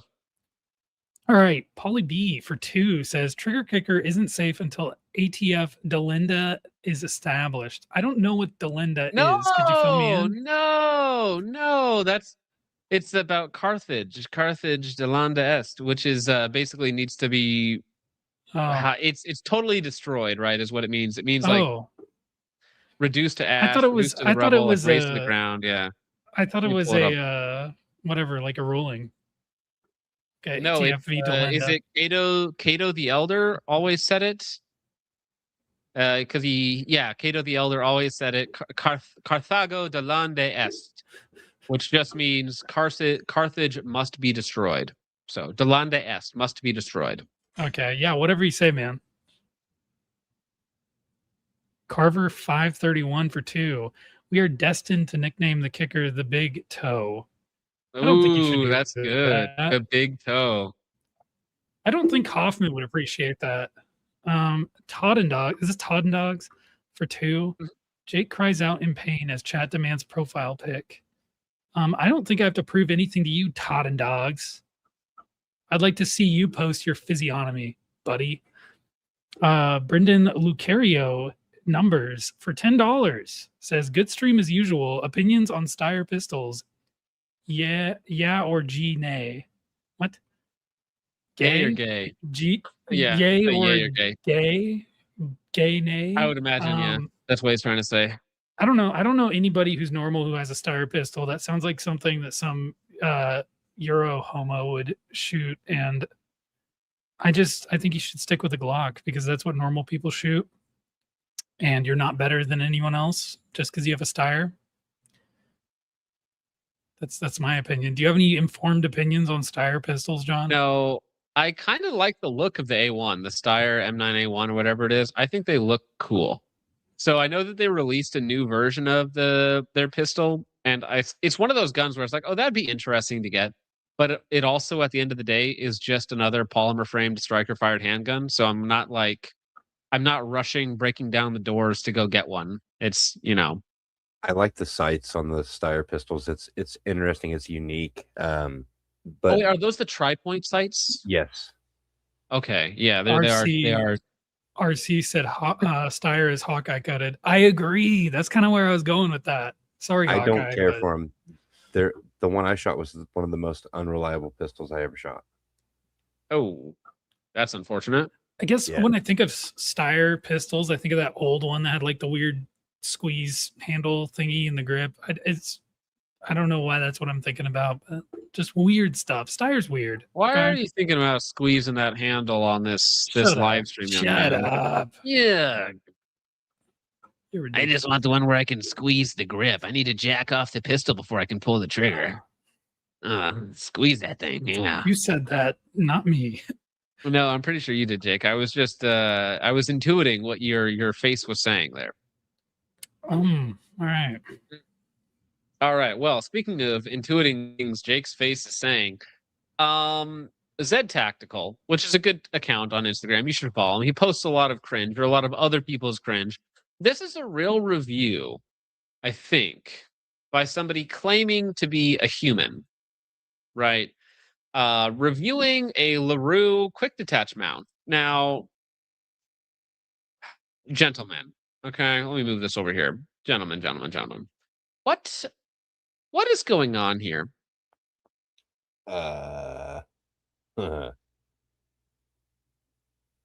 Good question. Lots of fun stuff. It Well, looks so like it appears that we have a GBRS riser, a Hydra mount with a Aimpoint T2 and a NGAL, which if a real NGAL is like 4,000, plus a T2, which is like 1,000, plus a Hydra, which is like 300.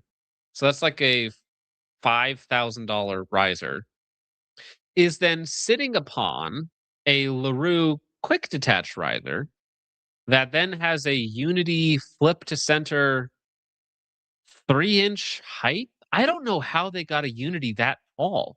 I didn't know they made a Unity flip to center magnifier mount for a Hydra. Again, all of this is sitting on top of a separate QD system. So we're talking, I believe, 3.6 inches. Because I think it's a 0.75 riser on top of a 2.9 inch riser. So I think it's 3.6 inches above rail, right? That's massive. Not above this four. this is the optimal rail. setup for a Styrog, by the way. So anyways, this is his review. Reviewed by Anonymous 1 month ago. Howard should have put in his full name and address, okay? I'm sure he would receive absolutely no hate mail for this. Standard AR-15 upper receiver. Why though? Why would you do this? Why would you make me look at this? On a standard AR, I have a Dueck Defense Tritium rapid transition sights. I gotta look this up. What the heck is this? Dueck Defense Tritium rapid transition. Dueck Defense rapid transition sight. Please tell me this is something absolutely insane. Sounds Is like this hype beast shit to me. Is this the No. pistol irons? No, dude. You have backup irons. Okay, so everything needed to be on a QD so that you could still use your backup iron sights. Dude, his red dot and his iron sights are in different area codes. Like they're not even in the same geolocation. Right? They have different zip codes.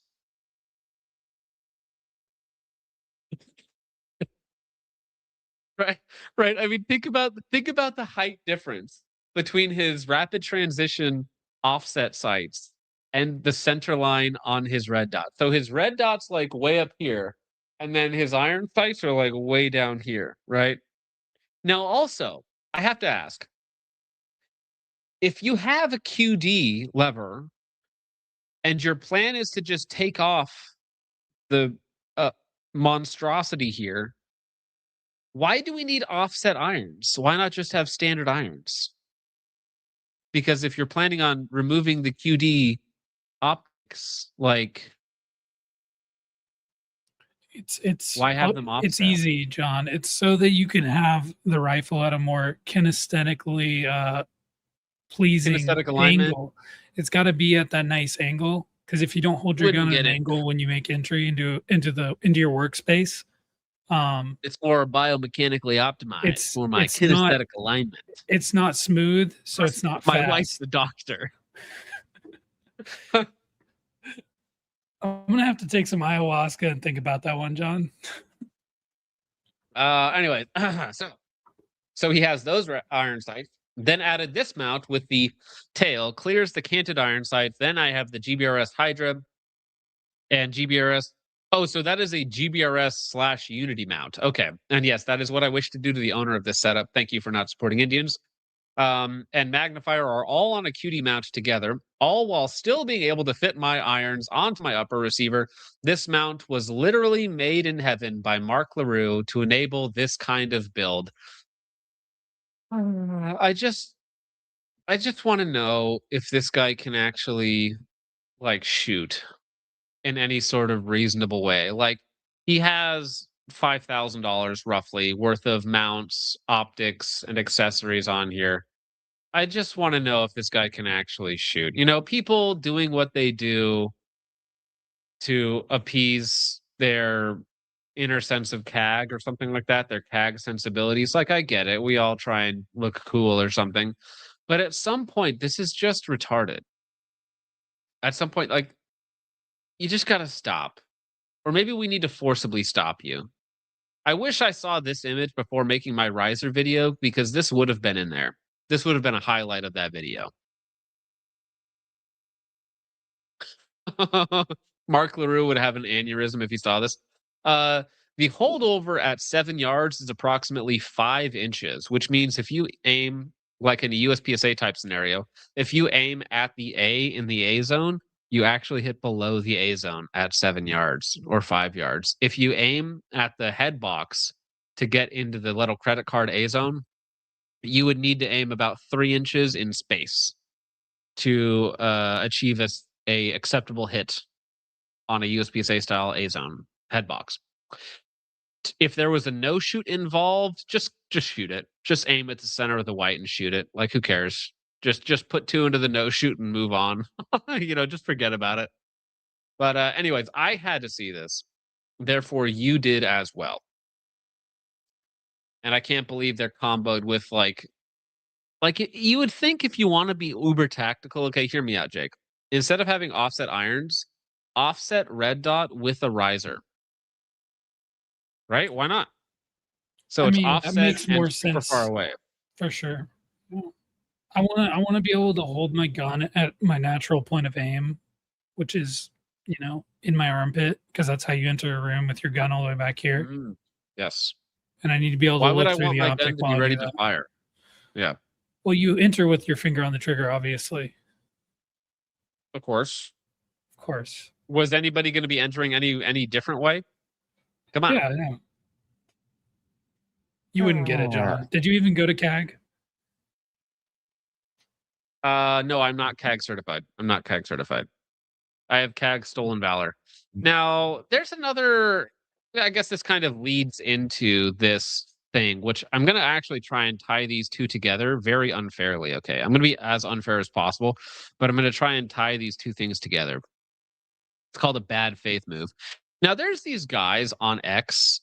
X is a very different space. I don't know if either of you two peruse the tactical space on X, but it is a very different space than Instagram or YouTube, where on YouTube or Instagram, a lot of the times you're at least showing your face and you're shooting, or, you know, you don't have to show your face. That's not a problem. But I mean, you're at least actively doing something in a video format. But on X, it's almost all just walls of text, right?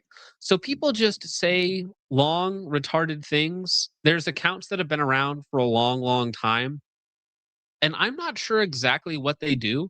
They amass large followings, 20, 30, 40, 50,000 followers, which in the gun space on X is pretty big. But they just say like really retarded things. And so I don't know like who these people are, what they've done, if they're good shooters, if they have any like real reasonable feedback that they could even apply to the average human. They just kind of exist in this space. And so because they say such stupid things, like I just want to kind of go over it, okay? We'll go through this wall of text together and see if there's anything off, okay? So after working in the industry for a bit, I've learned that there's basically two kinds of shooters. We'll see about that. Competition and practical. Now, what do either two of you think about the delineation just off of a very surface level of the only two groups of shooters in the universe being competition and practical? I would disagree with it completely. Yeah. Simply I can't. because like the competition discipline that I did and that you do, John, is literally United States Practical Shooting That's fair. Association, and it That's is crazy. very practical shooting, right? Like I know people say, "Oh, it's unrealistic," but it's like the fundamentals are extremely practical. It's just fundamental. That's it. And I mean, Yeah. it's like anytime somebody brings up realistic shooting, like you can just throw it out because they're like, well, what's realistic is I shoot 6 rounds at 6 yards and I miss every shot. That's realistic. That's what actually in the real world you would miss every shot. It's like if realism. Like, what are we talking about here? It's the fundamentals. Okay, that's it. Anyways, competition and practical. Also, I do just want to again clarify that when he says practical, he means this guy. He means whatever retard put this setup together. He's like, listen, okay, competition shooters wouldn't be seen dead with something like this, but that's because they're not practical like me. I'm practical. And this is peak practicality, don't you know? Competition shooters will do insane and wacky things to their setups to get a bit less take up on triggers. They'll add complex pneumatics to their buffers to mitigate a minute amount of recoil. They'll use peripherals that look insane to use like an extended charging handles on Glocks. Now, there is some truth here. There are absolutely some wackos that do just nutty things to everything. Like an open gun is like as analogous to a regular gun as like an F1 car is to a Toyota Camry, right? They're technically still both cars. They technically both do the same things, but one's purpose is incredibly different, right? But that's for a very specific application. As far as like, I don't know about you, but every match that I go to, half the people there are shooting a Glock. I see Glock 34s, Glock 47s, Glock 17s, and they have some version of a stock trigger or an Apex or a Glock performance trigger or a tactical trigger and Timney, some of them, right? But pretty much most guns that I see, a lot of polymer frame striker fired handguns. That's most of them. Now, for the true gamer, we're not 2 hours in yet, are we? We're almost 2 hours in. For the true gamer gents out there, I mean, we'll do wacky things, sure. Like we'll run a 50-ounce Shadow 2. We'll run a 2011, we'll run all these other stuff. But that's for the gamers, right? In Carry Optics and the other divisions, like half the people there are running Glocks.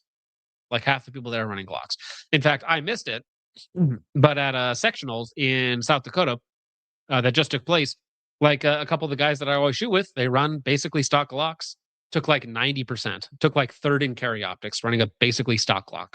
It's like it's. There are some people that are extreme and nerdy and awful about it, but those are the tinkerers. Those are the weirdos. Those are the people who do silly things. But they're going to do silly things, like Logan, whether they're in competition. Well, not even Logan. Logan's runs a staccato, like a basically stock staccato. Yeah, I guess. There's nothing. I mean, it's like cops carry staccatos. Like, how are you going to tell me that's not a practical gun? It's like Staccato has contracts with lots of LEOs. Yeah. Like it's the definition of a practical gun if you're in that price category and willing to take a staccato, right? If Here's if you're not in that price category, it's not practical for you. here's a little challenge from Hop, being a little troublemaker. He said if USPSA was practical, they would mandate level 3 retention holsters, but they don't. Curious. Well, but that's only if you define a level 3 holster as practical. Like, why don't every single cop carry a level 3 retention holster? And Right. and Why Hop, do don't you carry a level 3 retention It's, holster every day? also that's strange because the most practical thing is appendix carry, and again, a huge chunk of shooters now at USPSA shoot appendix. Mhm. So it's like, it's I don't know what's more practical than appendix. And because of Hunter Constantine, like again, maybe 20 to 30% of people show up to a USPSA match shoot from appendix, which is the most practical thing. So I mean, again, but I don't know, level 3 being maybe some people run, although you will see people with battle belts, like full on 2-piece battle belts at competitions, running a Safariland ALS, running an alien gear. It doesn't make sense for the game of USPSA because I'm never defending USPSA as if it's like the only thing that you should do. It is a game, okay? But when people try to say like competition shooters are like all the weird wacky boomers who are running a 2011 that doesn't work, it's like that's just not the case. Like the wide variety of people that shoot USPSA, half of them are normies. Half of them are running a $500 mostly stock polymer framed handgun, you know. Comp guys will sink thousands of dollars into parts and custom tune their setup. That's I don't know why he's singling out comp guys, because that just seems like half the people who buy stuff to play around with it. You know, before I had ever shot a competition, I was playing around with my stuff. Like this is just like Hop has a video on what's it called? Restless Rifle Syndrome, right? It's just a thing people do. People play with their setups. And I don't even know why that would be considered a bad thing. Like, of course we tinker and play around with our setups. We switch out optics, we switch out grips, we switch out furniture, we switch out, you know, accessories. We do all like, isn't that what everybody does? Like on some level, setups change throughout the years, you know. Anything to get a competitive edge. Well, again, it's a competition, so that's just kind of normal. In their defense, their setups, when working properly, do shoot very flat and allow you to perform 3-gun activities more effectively. It's easy to call them rich boys obsessed with winning, but that isn't fair at all. Competitive shooters get their jollies from the events themselves. Their interests more aligned with the event and competing, and that's fine. So, like, I was at a 2-gun match this weekend. I was shooting somebody else's rifle. It was a Troy T1 with an A2 flash hider on the end. No suppressor, you know, like standard-ish trigger. Just, it wasn't even my rifle. Never shot it before, never touched it before. And I had a stage win, which is a bone stock rifle, a generic rifle loaned to me by Krogs. Very kind of him to loan it to me. I stole his sling, by the way. But I have a stage Did you win. steal it? Well, I took it off the rifle and I put it in my backpack, so it's actually sitting in my backpack right now. So You said I do you need to mail it lost back. No, I haven't. It's sitting. I see it right now. It's sitting straight over there. up stolen. That's good. That's good. It's straight up stolen. Yeah, no. That's how I repay his kindness. You let me loan your rifle. It's like with that stock rifle, I took first on a stage, I took fourth on a stage, and I took fifth on a stage. You know, so it's like competition shooters just know how to shoot. You know, it's the difference between like I don't get the delineation here. Yeah, if I tuned my rifle to a specific match, like if I was going to redo that match, I would bring my Geisley 14.5. It would be tuned with 69 grain ammo because there was like 400 and 500 yard shots. It would have a 1-to-8 LPVO on it, and it would have a bipod for that specific stage. Like I would tune out my rifle to do the thing that it needs to do for that match, right? But that's what I would do. It's nothing like all that complex because again, the point of the match is to win for a lot of people. So who cares? Yeah, I spend a little bit of money to win. Like duh. Like we're all trying to win. Like that's what you go to a competition for. Who cares? Comp shooters are like car guys who really get into autocross or rallycross, focused on the sport of tuning and maximizing their tool. Again, he's really generalizing here, which I think is fine. This is probably the minority of shooters. Like 30% of shooters that go to USPSA are like changing parts every week. And they're not the top level shooters. Not at all. Like top level shooters do not change their gear hardly ever if they can get away with it. Right? The only time top level shooters will change is one, if they're paid to change, you know, or two, if something isn't working, then they'll change something. But like top level shooters shoot one gun or several of the exact same type of gun, right? They shoot one gun. They shoot the exact same pouches, the exact same optics. Everything among the guns is analogous to one another. That's what the top level shooters do. Good shooters who are maybe not chasing titles and whatnot, they'll play around with stuff. They'll switch, like I switch guns like every week because I'm a degenerate YouTuber, right? I could be a lot better at the game of USPSA if I never changed guns. If I only ever shot my Shadow 2, I could be a lot better at it. Or if I only shot Glock, I could be a lot better at it. If I just shot one thing consistently, right? So again, saying that all comp shooters do this, again, half the people show up with the Glock. Half the people show up with the Glock and the Defender XL. Like that's just is what it is. That's half the people at my USPSA matches. There's a few people like me that run heavy guns. There's a few people that run like weird guns. You know, you're going to see somebody run an Alien. You're going to see somebody show up with like, I don't know, like weird stuff, like a Makarov or some single stack guns. Or, you know, you'll see a few of those guys. You'll see a couple revolver guys. The revolver guys are the weirdest, Oh. in my experience. Yeah. Well, yeah, revolver guys are strange. But again, it's like most people at a USPSA match are running a relatively stock gun that you would find in somebody's pants. Like, again, I carry an RXM full size with a TLR. I've also ran matches with that. It shoots 99% as good as my other steel frame handguns. It's like, who cares? Now, here's the wacky dichotomy here. This is the part where he just goes insane. Practical shooters, on the other hand, which again, keep in mind, practical shooters is this guy. This is like somehow regular shooters, practical shooters are like the average Joe. Like, I just don't see this. Almost no one is actually, like, I think everyone just needs to drop the practical aspect. Almost no one is a practical shooter. Almost none of us do this for work. We're all nerds. We're all weirdos. We're all LARPers. And that's okay. All right. But trying to defend your group as the cool group is just cringe. Like, I know competition shooters are cringe. I know I'm cringe. Okay. And that's fine. But if you're trying to defend this type of stuff, it's like, no. This is practical. In a real world CQB engagement, this is a practical setup. It's like, no. You're cringe and you're weird.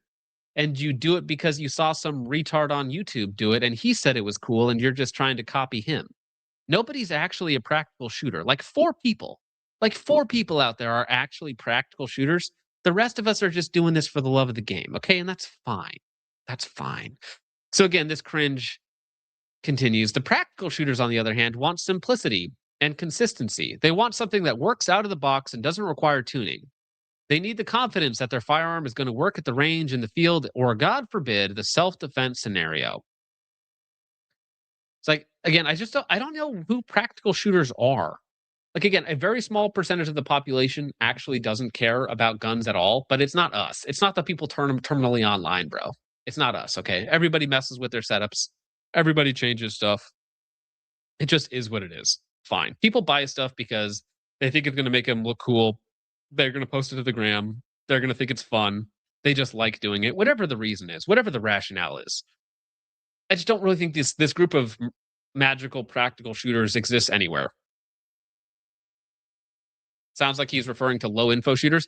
Well, it sounds like he doesn't shoot competition at all, which again is fine. But again, if you go to a competition, I would warrant like half the guys there are going to be shooting some flavor of a polymer frame striker powered handgun. That's mostly stock. And if you shoot with a bunch of LEs, the LE guys, a lot of the times, they'll run like a level 2 holster. They'll run a Safariland. You will see those guys absolutely at every match. I know a guy who shoots at every local match, Safariland, level 2, level 3 holster, whatever it is, and he only shoots alphas. That's it. He only shoots alphas. Now, he shoots slower than everybody else by a little bit, but he specifically only shoots alphas. Or tries to, he'll hit like 99% alphas. That's it, which is fine.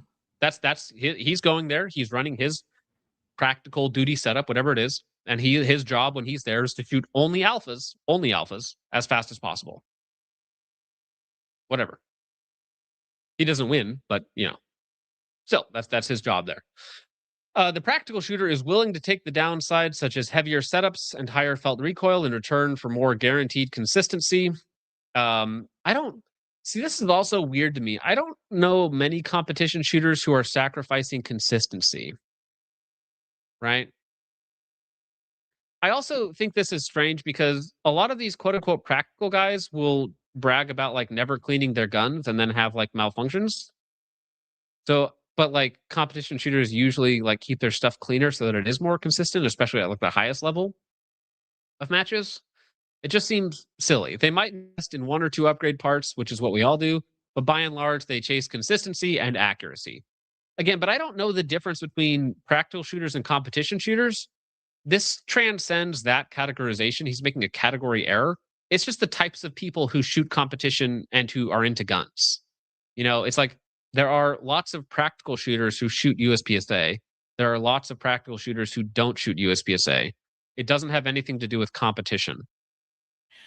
I feel like he wants to make up his own little category of how things work in his mind. And he just wants people to agree with him. Otherwise, he wouldn't have posted it on X. He's just looking for agreement. He wants to feel relevant. But he's just it doesn't really make sense. I don't really agree with anything he's saying at this point. I mean, this is another part where it just goes cringe. The practical shooter might perform in competitive matches, but their mentality is still grounded in practical shooting. They might even do competitions as part of a greater training regimen. Well, again, competitions are really simple. It's shooting the targets as fast and accurate as possible. Like, that's literally it. Like, can you do that? Like, there are people, which is always funny, there are people who show up to matches in like full kit, you know, huge rifles, and they got their, you know, 2-12 and their red dot on top, and they got their lamb and their light and their bipod and their ruck, and they got everything on, right? And then they shoot the match like towards the bottom half, and it's like, yeah, you look like you have the you know, material capability in terms of what you're carrying on your pack and what's on your rifle, but you can't actually just do the thing. So why is that practical? Why do I have to pretend that that dude is as practical as I am? Because I can just hit the targets in the first place, regardless of what rifle I'm using, right? Because again, I can just touch somebody else's rifle that I've never held before, and I can just go through the course of fire faster and more accurate than you can, regardless of if I have a tuned setup or not. And from what I've seen, those guys, the guys that he would lump into the practical category, are usually like admittedly just doing that for fun. They're literally just doing it for the LARP. They know they're not going to do as good as other people. They just do it because they enjoy it. Which I don't know that I would call that practical by his definition. Well, if you define practical as I am preparing to overthrow the government, and that's why I have a 60-pound ruck and 230 rounds of ammunition and 2-12 and you know, a thermal in front and all this other stuff because Dirty Civ told me that the revolution was coming, I'm like, all right, like it's practical for this fantasy scenario I just cooked up in my head. It's like, can you shoot fast and accurate with it? No. Well, also, this is very true. Practical guys don't give an F about the 180 rule. Han says, hot take, practical guys DQ more often. Yes. I have never had 100%. more guns pointed at me than by quote unquote practical LE. You know, who breaks the 180 first? Okay. The weird gamer dude or the LE dude who's never shot a match before. It's the LE dude. The LE dude is going to point a gun at the crowd before the gamer autist Logan does, right? Hey, 180s don't exist in real life, therefore I'm going to point my gun in your face. It's like, all right, bro, there are kids here. Come on, this is the Wendy's. Put the prize in the bag. They'll DQ you by a basic like 180 violation and then complain about it and talk about how it's not realistic. And then leave. They'll leave. They won't even help. Now, this part is awful. They focus mostly on improving their skills over their setups. Again, when it comes to practical shooting, people that are actually serious about it, all it is about is improving your skills. That's literally it. That's the only thing that can win you a match. That's it. It doesn't matter. The only thing that can win you your match is improving your skills. The the guy who wrote this has a 19-pound rifle, again with the 2-12 dot on top, laser rangefinder on top. He has a thermal mounted in front of his 2-12. He has a 4-in-1, a light, a bipod, a 2-pound suppressor, and a rear bag on him at all times, and he can't hit the target. Right? So he is like the literal gear chaser in this equation, and like some dude running around with a $500 pistol who's, you know, scoring 90% A's in the fastest time is winning matches. Like the USPSA is such not a gear race that the difference between a $8,000 Atlas and a $350 RXM is like 1%. It's like literally nothing. You know, in a PRS match, there's a lot more gamification going on, right? If you're there with specialized ammo, good glass, good setup, no recoil, you know, whatever it is, versus somebody with their stock Remington 783, well, guess what? You're going to be forming, you know, double, triple, quintuple as good as that guy because he simply just can't execute the way you can. I'm literally describing half the setups in the server. Oh, I know. Everybody's like, well, listen, Dirty Civilian said that I need a thermal or else I'm going to die. So therefore, every single rifle has a thermal, a 2-12, a red dot on top, a lamb, a light, a suppressor, a bipod, and everything else. It's like, oh, do you shoot the thing? No. Why would I do that? I spent all my money on the thermal. Buy cases of ammo? Not doing that. Never doing that. It's like, bro, I spent like, you know, $3,000 last month on ammo. It's like, better shoot it all. It's just what happens. Hey, brother, hope you're doing well. I don't know why you're so excited to see us, but I hope you're doing well. All right, let's see. You can argue they do this because they're poor or don't have a competitive spirit, but I just think they carry different values, build different things. Do get dangerous when they intersect. Please don't do certain mods to your carry pistol. Sure, getting DQ because of an ND is one thing. Putting a hole in yourself or someone else by accident is another instant. And this was again brought on by somebody who had modified a handgun with a Timney trigger, which I don't recommend. I never recommend Timney triggers for a Glock. I had one of those go full auto back in Washington State like 4 years ago. You know, like 4 years ago, I had a Timney go full auto in my Glock, and I was like, no, I'm not shooting these anymore. These things suck. So it's a well-known issue that Timneys should not be put in Glocks. But anyways, this is Spike's, I don't know, session of cope about the difference between practical and competition shooters. Listen, people are just cringe, okay? You don't need to categorize it as like I'm not cringe. But those guys are super cringe. Not me though. I could never be cringe. It's just cope. It's just silly little cope. And pretending it's not is even more cope, bro. All right. DM Louise for 2 says, "Hey John, still got the hookup on optics? Yeah, if you send me a message, I can take a look at that for you. Thank you, DM Louise. Appreciate that, sir." Trout KC2XR for 5 says the Steyr A2 MF series are no longer available in the US. Aw, the C9 A2 MF is better than a Glock 19 for cheaper. New ones are hammer-fired metal. Well, I'll have to take a look at that. Thank you, Trout. I appreciate that. I do want to get into some different, more niche handguns, so I might try and take a look at that. See what they're cooking up over there at Steyr. It can't be too bad, right? They're Germans. Germans have never done anything wrong, as far as I'm aware. Germans are known for cooking a very particular dish. Not very well, though. They Not as didn't well as finish they the could meal. have. They didn't finish the meal. That's the problem. Crackhead white people that ride skateboards around grocery store parking lots need to disappear. Sure, yeah. We can genocide those. Thank you, G-Notion. I appreciate that. Polly B for $20 says that King Ghidorah QD mountception bullfroggery.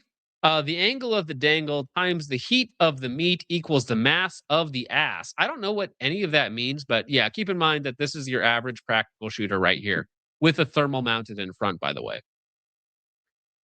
Thank you, Polly B. Also, dude, $20. Very generous. Here you go. Now, here's my favorite word. You little bad boy. You got a lot of explaining to do. Thank you, Polly B. John, people are clowning you in the chat right now. Apparently, Steyr's not German. Aren't they German? Am I crazy? No, they're Austrian. What's the difference? Listen, if I had my way, Austria and Germany would be united. Okay. So I'm just manifesting right now, and you guys don't get it. It's all right. All right. Went over your guys' head. It's okay. It's okay. I'm totally not cope maxing right now. Tusk the Third for 5 says, any idea what a Cleveland steamer is? My uncle keeps asking for one. Your uncle is a sick man. But hey, you know what? Send your uncle my way and I'll help him out. Okay. Thank you, Tusk the Third. Everyday American for 10 says, lost my job last week. What? I'm sorry, man. That's not why don't send me money. Refund this. Charge back right now. Lost my job last week, sold almost all my guns, and now I'm headed back home to Ohio tomorrow morning, escaping a commie state, but on to better things. Wish me luck. Well, good luck, Everyday American. I am sorry to hear that, but I do hope it leads to better things. I'm sorry you lost your job, bro. That does not sound like fun. Praying for you and your family, and that everything goes well, and I hope that it's a fresh start for you, a fresh start that you need, you know? Why Ohio, though? If you're going to leave a commie state, why are you going to Ohio? Never hear good things about Ohio in the news, okay? I'm just saying. Thank you, Everyday American, though. Charge that back. What's the clip? Skibbity Ohio Riz or whatever? Is that the Nick clip? Yeah, no, it's just something about Ohio. I'm not that deep into the lore, okay? I've given up. You know, it's like I was at a graduation today for high schoolers for my niece, and one of the valedictorian speech was that cringe will set you free, or to be cringe is to be free. And so I'm just done with life. I'm too old. I don't get it anymore, man. I'm unk status. Zanico for 2 says John was in DevGroom. I was trying to think of a funny joke there. He's a plank holder, actually. Plank holder, DevGroom axer. Yeah. Thank you, Zany. Understand for once for $20. This is me when I get a gun question on gun too. I What the heck? don't understand. Care? No, again, I don't fucking care, brother. Come on, Okay, I don't great, fucking care. But What's just good keep about going. this optic? That's me to this whole riser setup right now. Best 9mm pistol suppressor host. Host spelled very funny. Metal frame around $1,000, preferably fixed barrel. Jesus is king, Jesus or nothing. Thank you very much. Understand for once, very based of you. Okay. Best 9mm pistol suppressor host. Yuck.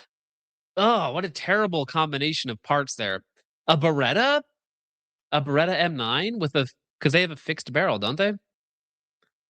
Beretta M9. You know, I guess you could probably get a 92X, a 92XI. You might be able to get like a Squalo or something. Although I think the Squalo comes ported or comped, so don't do that. Probably a Beretta. I don't know. What are your guys' thoughts? Is 9mm in a pistol really worth suppressing? I would say no. As someone who has suppressed 9mm pistols, I mean, they're not quiet. Unless you have a huge suppressor, in which case the gun doesn't run very well, or you have a booster and it's not very accurate. And they're only quiet if you like hold the slide in battery. You know? So Yeah, and like, are you gonna get a special holster for it? Probably not. You're probably gonna Again, put a suppressor on it, and you're just never gonna here's the carry thing. it ever. Well, or that's the anything. thing, right? This is not for a practical application. We just gotta stop. It's not for practical application. It's for fun. If you want something that just kind of runs out of the box, probably a Beretta M9. That would be my guess. Like, if I'm remembering this correctly, Mr. Guns and Gear has some videos suppressing the Beretta M9, and he says they ran pretty well. So that's probably my guess. Thank you for the $20. That is very based of you, understand for once. No, nobody carries a suppressed pistol. It's a meme. It's a joke. I would. Yeah, well, because you don't have anything else in there to get in the way, bro. Samurai Boy for 2 says, practical guys buy thermals instead of diapers or pay their mortgages because the proverbial end of the world is right around the corner. That's true. Practical guys are credit card maxing, okay, for the apocalypse, okay? Who needs a credit score when I get to murder my neighbors? Like, all right, bro, that's going to get you far in life. Brendan Lucero for 5 says, did you guys say gear chaser or bug chaser? Well, knowing you, it's probably a chubby chaser. Am I right, Brendan? Am I right, Brendan? I actually don't know this guy, but thank you very much for the 5. Hopefully not chasing bugs. Bugs usually end up on my windscreen. So, alrighty. Where we at? Okay, well, finally, guys, I am so sorry. I'm so sorry it took us 2.5 hours to get out of disgusting, gross, yucky gun news. We're going to give you guys some Carmelo Anthony trial updates. Now, Carmelo Anthony is a murdering scumbag dog who needs justice, okay? Desperately needs justice for the murder of Austin Metcalf. In my humble opinion, of course. And some of the protesters that were out and about at the trial, which I think today the defense rested. So as of today, it actually did ND. And this is some of the lovely, scholarly protesters outside saying that Mr. Carmelo Anthony didn't do nothing. So the black protesters at the Carmelo Anthony trial telling white men, "Where I come from, we kill crackers." It's got to be crackers, by the way, is the proper enunciation. It makes sense now why they support a black man killing a white student. All right, Richard, you got to head out of here, man. Yeah, I'm out. All right, Yeah, I appreciate you, sir. Have a good night. Good luck at work tomorrow. Night, guys. Peace. So, anyways, yeah, this wonderful young man just threatening to kill people at a trial of another groid who killed a white dude. All right, buddy, really helping your people's case here. You're really making us be sympathetic to you. Get my face on the camera. We kill crackers. Where I come from, we kill them. And if I ever see you outside of Texas, you gonna have a problem. Yup. I'm gonna wrap you up in that flag and I'm gonna set it on fire. In the wise words of a young man, he's chimping out. I like how he just kind of lumbers away as he says, "Where I come from, we kill crackers." You know what's funny is he looks exactly like that Homer Simpson meme as he fades into the bushes. He's like slowly backing up, like, "I'ma kill you, boy. I'ma kill you. If you ever come out of Texas, I'ma kill you." Just slowly waddling backwards into the ether. I like the smell of burning flesh, don't you? Don't you? Don't you? Is he going to eat him too? The smell of burning flesh? What? I mean, it's possible, given the build, right? Given the history of his people, it's possible that this is just a natural conclusion to this event. Don't you? Don't you? Hey, CAC Industry in the chat. Hope you're having a good night. Go back like an hour when we talked about your product. It's like an hour back. It's way back there, bro. Is that the real CAC? John, you love yeah. CAC, right? You were just talking about how much I you love CAC. Well, I was talking about how I need a good CAC, and CAC is good CAC, not like the other CAC. The other CAC might break into my house at like midnight. Do you like the way CAC feels in your hand, like CAC products? You know, there are some of their products, like the long black ones, that I actually do put my hands around quite often. I put them everywhere, dude. It's ridiculous how many places I have the long black CACs in my shop, in my office, in my closet. It's crazy. Todiak would say that CAC is very underrated.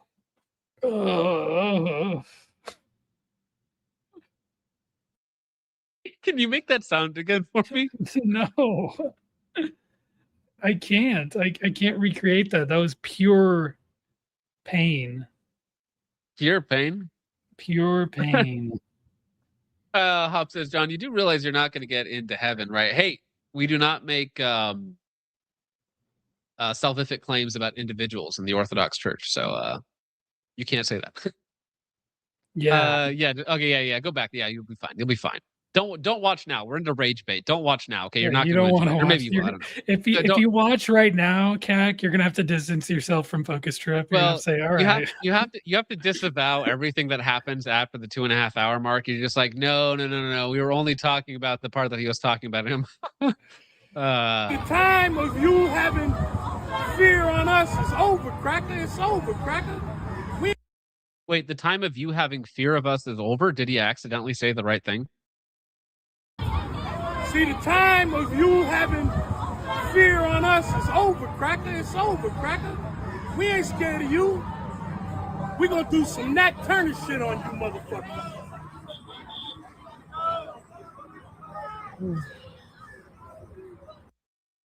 Anyways, so that lovely old man was around doing his thing, not being particularly nice. I would say that that's not a good thing to be doing outside of the courthouse, where you are trying to defend the honor of one of your fellow individuals, right? I would say that that's probably a no-no. Probably don't do that. And this is the same guy, by the way. Or at least it looks identical. You know, maybe that's just some of my inner difficulties differentiating between certain people. But this is him again, I believe, calling for the deaths of certain more pasty Americans, we'll call them. Cracker is a dead cracker. Only good cracker is a dead cracker. Only good cracker is a dead cracker. Only good cracker is a dead cracker. There's a term for it. What is the loop? What's the loop that they do? There's a term for it specifically. It's verbal looping. It's something where it's like they just repeat the same phrase over and over and over again. There's a specific word for it. I don't know. I think it's just a lack of like vernacular, the inability to think of new words. So they just like they say something like, "Oh, yeah, that was fire," and then they just start saying it over and over and over again. Well, because that was the whole Madip thing, right? It's like it's the first thing that black looping is, or OODA loop. Yeah, the OODA loop, black looping. Okay, yes. Playback is skipping. Only good cracker is a dead cracker. Only good cracker is a dead cracker. I think he said it like 8 times in a row. I think we got the message. Now here he is later on, trying to defend his actions, which is awkward. So this is the video of Mr. Morris reportedly describing a video that he claims to have seen in the Carmelo Anthony case has been going viral on social media. However, very few accounts are pointing out that Mr. Morris is a convicted child rapist. Wow. Oh, why? Why did they make it so easy every time? Every Mr. time with these Morris. people. Mr. Morris, why would you do that? Oh. Mr. Morris, straight to the ethnic obliteration chamber. Mr. Morris, straight to the wood chipper. Mr. Morris, I need more brown biomass. Mr. Morris, why? Why would you every time? Every time. Yeah, it's every time. Anyways, however, very few accounts are pointing out that Mr. Norris is a convicted child rapist. He lured little boys to hotel rooms, forced them to watch porn, and then raped them. In one case, he traveled over 200 miles to rape the small male child. Take his word or completely discount it based on him being literal human trash. No, I don't know why this guy's like alive. Like, not to be too rude or too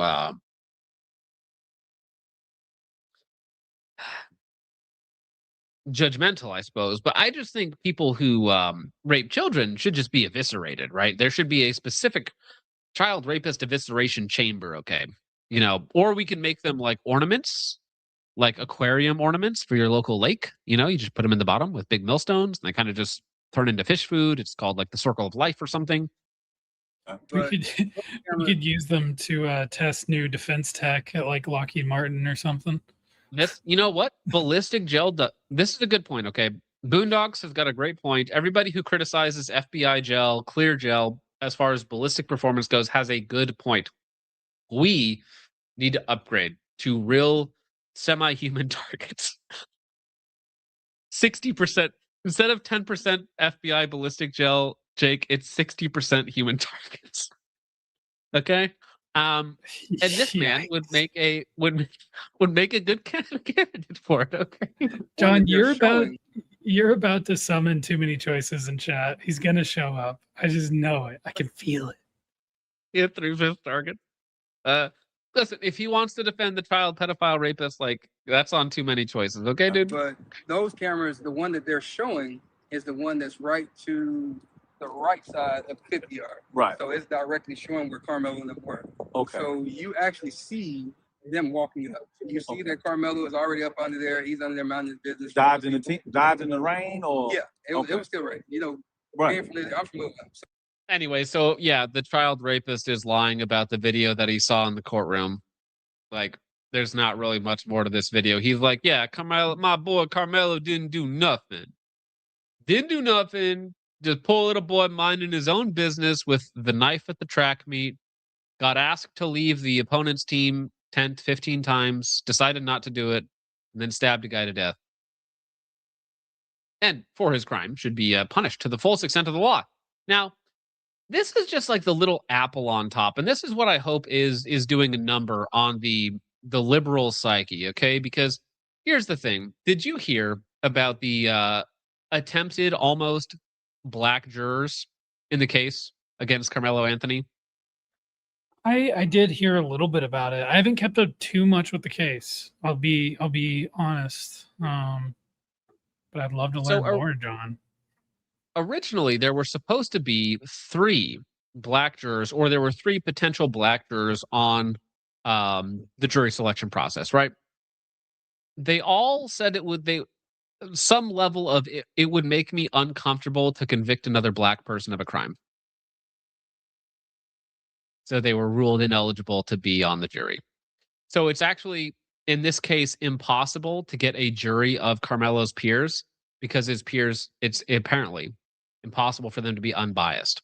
Also, this guy follows me on X, by the way, which means he's very cool. Ian reposts my stuff. So thanks to this guy, Based. Anthony's trial has begun, and during the jury selection process, the prosecutor and defenders weeded out 3 black individuals. One of them claimed directly that they were not comfortable putting another black man in jail. 2 others were educators. This happened at a place of education. Now, people are saying that the jury is entirely white. That is not true. Just because there are no black people in the jury doesn't mean that there is not an Asian and Arab individual on the jury. Legal advocates have to show that there's no racial bias in their selection process, and they were challenged, and they demonstrated that they had other reasons. Now, you can tell the family doesn't truly believe that Carmelo Anthony is actually innocent. After they raised $600,000 from his murder, which is like a ghetto lottery for these people, the ghetto lottery is very funny because it's funny. There's 2 arguments to this. One, they profited off the murder of Austin Metcalf, which they did. They bought a house, they bought a car, they bought all this other stuff, they bought security, yada, yada, yada, which is like, okay, yeah, ghetto lottery. There's the counterpoint, which is like, actually, they were already rich before the trial, which just means that rich black people still murder and commit such a high level of violent crime is ridiculous, regardless of socioeconomic factors. Take your pick, bro. Ghetto lottery or socioeconomic factors don't really matter all that much. Take your pick, dog. spent it all on a house, a car, and private security, and he is indigent and he's being defended by the state. Blacks Online are now saying the fix. That is so funny though, right? He's $690K can buy you such a good lawyer, like the best lawyer out there, bro. The best lawyer, okay? Like even in Dugan's case, we're thinking like 150K up against, you know, multiple federal charges, all this other stuff. We're like 150K, maybe 200K, right? Tops. This guy's 700K in his GoFundMe that was also allowed to go through, whereas Dugan's was not. And he decides to buy houses and cars and security rather than fund his own defense. Like he deserves what he gets. He's just like, obviously he deserves it because he's guilty, in my opinion. 2, he deserves it because like he's retarded, which is like kind of an oxymoron, not an oxymoron, sorry, redundant, but you know. Is in. Research into black juries shows that black juries are 30% less likely to convict a actual black criminal, but 300% more likely to convict a white criminal. Black judges often reduce the sentence for black criminals. We saw Christopher Thompson, a 21-year-old black rapist who kidnapped a woman, robbed her, forced her to take money out of the ATM, and then raped her twice in an afternoon in her car. A black judge reduced his sentence by 30 years. Or Tavari Pearson, who was at a See, this is the thing that I need people to understand, okay? Every other group of humans has racial in-group preference. They view their people as their people. It is only white people that have had it indoctrinated and beaten and subverted out of them that they do not have any sort of racial in-group preference, okay? And you need to understand, you need to dwell in reality where every other racial group does act as a monolith. Not in every case. Of course, there are exceptions to the rule, blah, blah, blah, blah, blah. But in general, they will act as a monolith. They will act in the best interests of their people, and they don't care about everyone else. Okay. Every other racial group, I mean, according to their own, their own studies and their own polls, has a negative view or a lesser view of every other race. The only race that doesn't, white people. White people are the only group of people that do not harbor natural ill will towards every other group. And again, that's through indoctrination, subversion, media, and everything else, right? Says, hey, John, you should invite Goat Doctor on. What's wrong with Goat Doctor? Which one is Goat Doctor? You have to be more specific. A treatment facility for committing sexual assault, and then he smashed his therapist in the head with a rock and then raped her as she was unconscious, and he got sentenced to 6 months in jail because, quote, he was a black boy. That is according to Judge Erica Below. Okay, if I call him a black boy, though, suddenly there's a racial connotation there, and it's a big problem, okay? The judge can call him a black boy, and it's nothing. Sure. True freedom for you. She has since resigned. Another black female judge in New York City released multiple violent black criminals who went on to reoffend, like 32-year-old Ramel Burke, who murdered a 76-year-old man, Ross Falzone, by pushing him down the stairs. O.J. Simpson. Well, again, Mitzvot, or Katie, if he is actually a Jewish person, he's just acting with his in-group preference because Dugan calls out Jews for their actions. Therefore, a Jew is not going to like him because Jews act with in-group preference. This is literally what we're just talking about on display. It's literally the exact same thing. Also, again, famously in O.J. Simpson's case, came out later on. It's like, we couldn't convict him because we felt like, we needed to get one back on the whites for slavery. So we need to let O.J. off on murdering those people. All right, dog. Lifelong Catholic and Aryan, you're not helping your case. Catholics are owned by the Rothschilds, so congratulations. And Aryan will need to see some real ID there for that one, bruh. Was acquitted almost entirely because he was black, and his trial happened after the Rodney King riots, during which random black people roamed the street to beat up and murder random white people. That is a real thing that happened. Now, the Community Relations Service, which was founded by the U.S. government during the Civil Rights Act, was made to ensure that white people do not hear this news and that families are threatened and forced to tell people to not make crime into a racial issue. Yeah, see, that's the thing. That's what we're bringing back in the Big 2-6, that we're bringing back in the Big 2020s, is just a combined racial consciousness. That's it.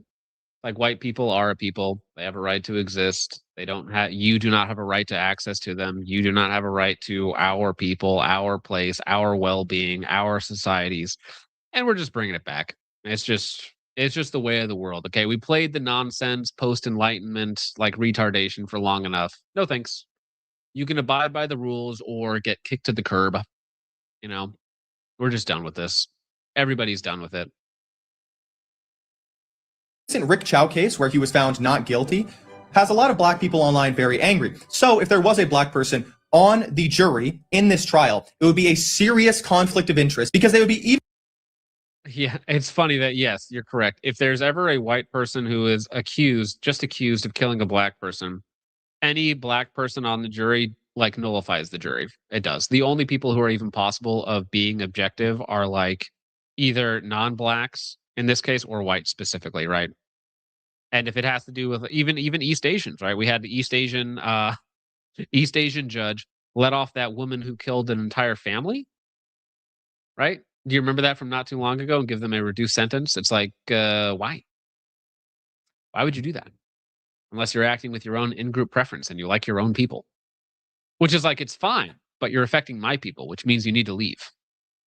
Even more biased than usual. You can tell that blacks online don't care when a black criminal has committed a real crime. They always believe, despite the fact that they have genuinely committed a crime, that it's systemic oppression. They used this to try to defend Ma'Khia Bryant. Just remember how blacks online celebrated Rodney Hinton Jr., who, after his son was shot by police for carrying a weapon, stealing vehicles, and pointing a gun at cops, he went out, got a car, and ran over a random unrelated police officer, and blacks celebrated this as if he was some hero. If you care about public safety at all, you would be thankful that Carmelo Anthony does not have any blacks on his jury, so that way the law might actually be enforced, and this person might actually...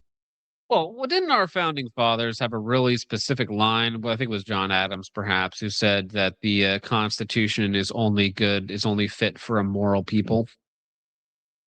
And it's true. All laws are only fit for immoral people.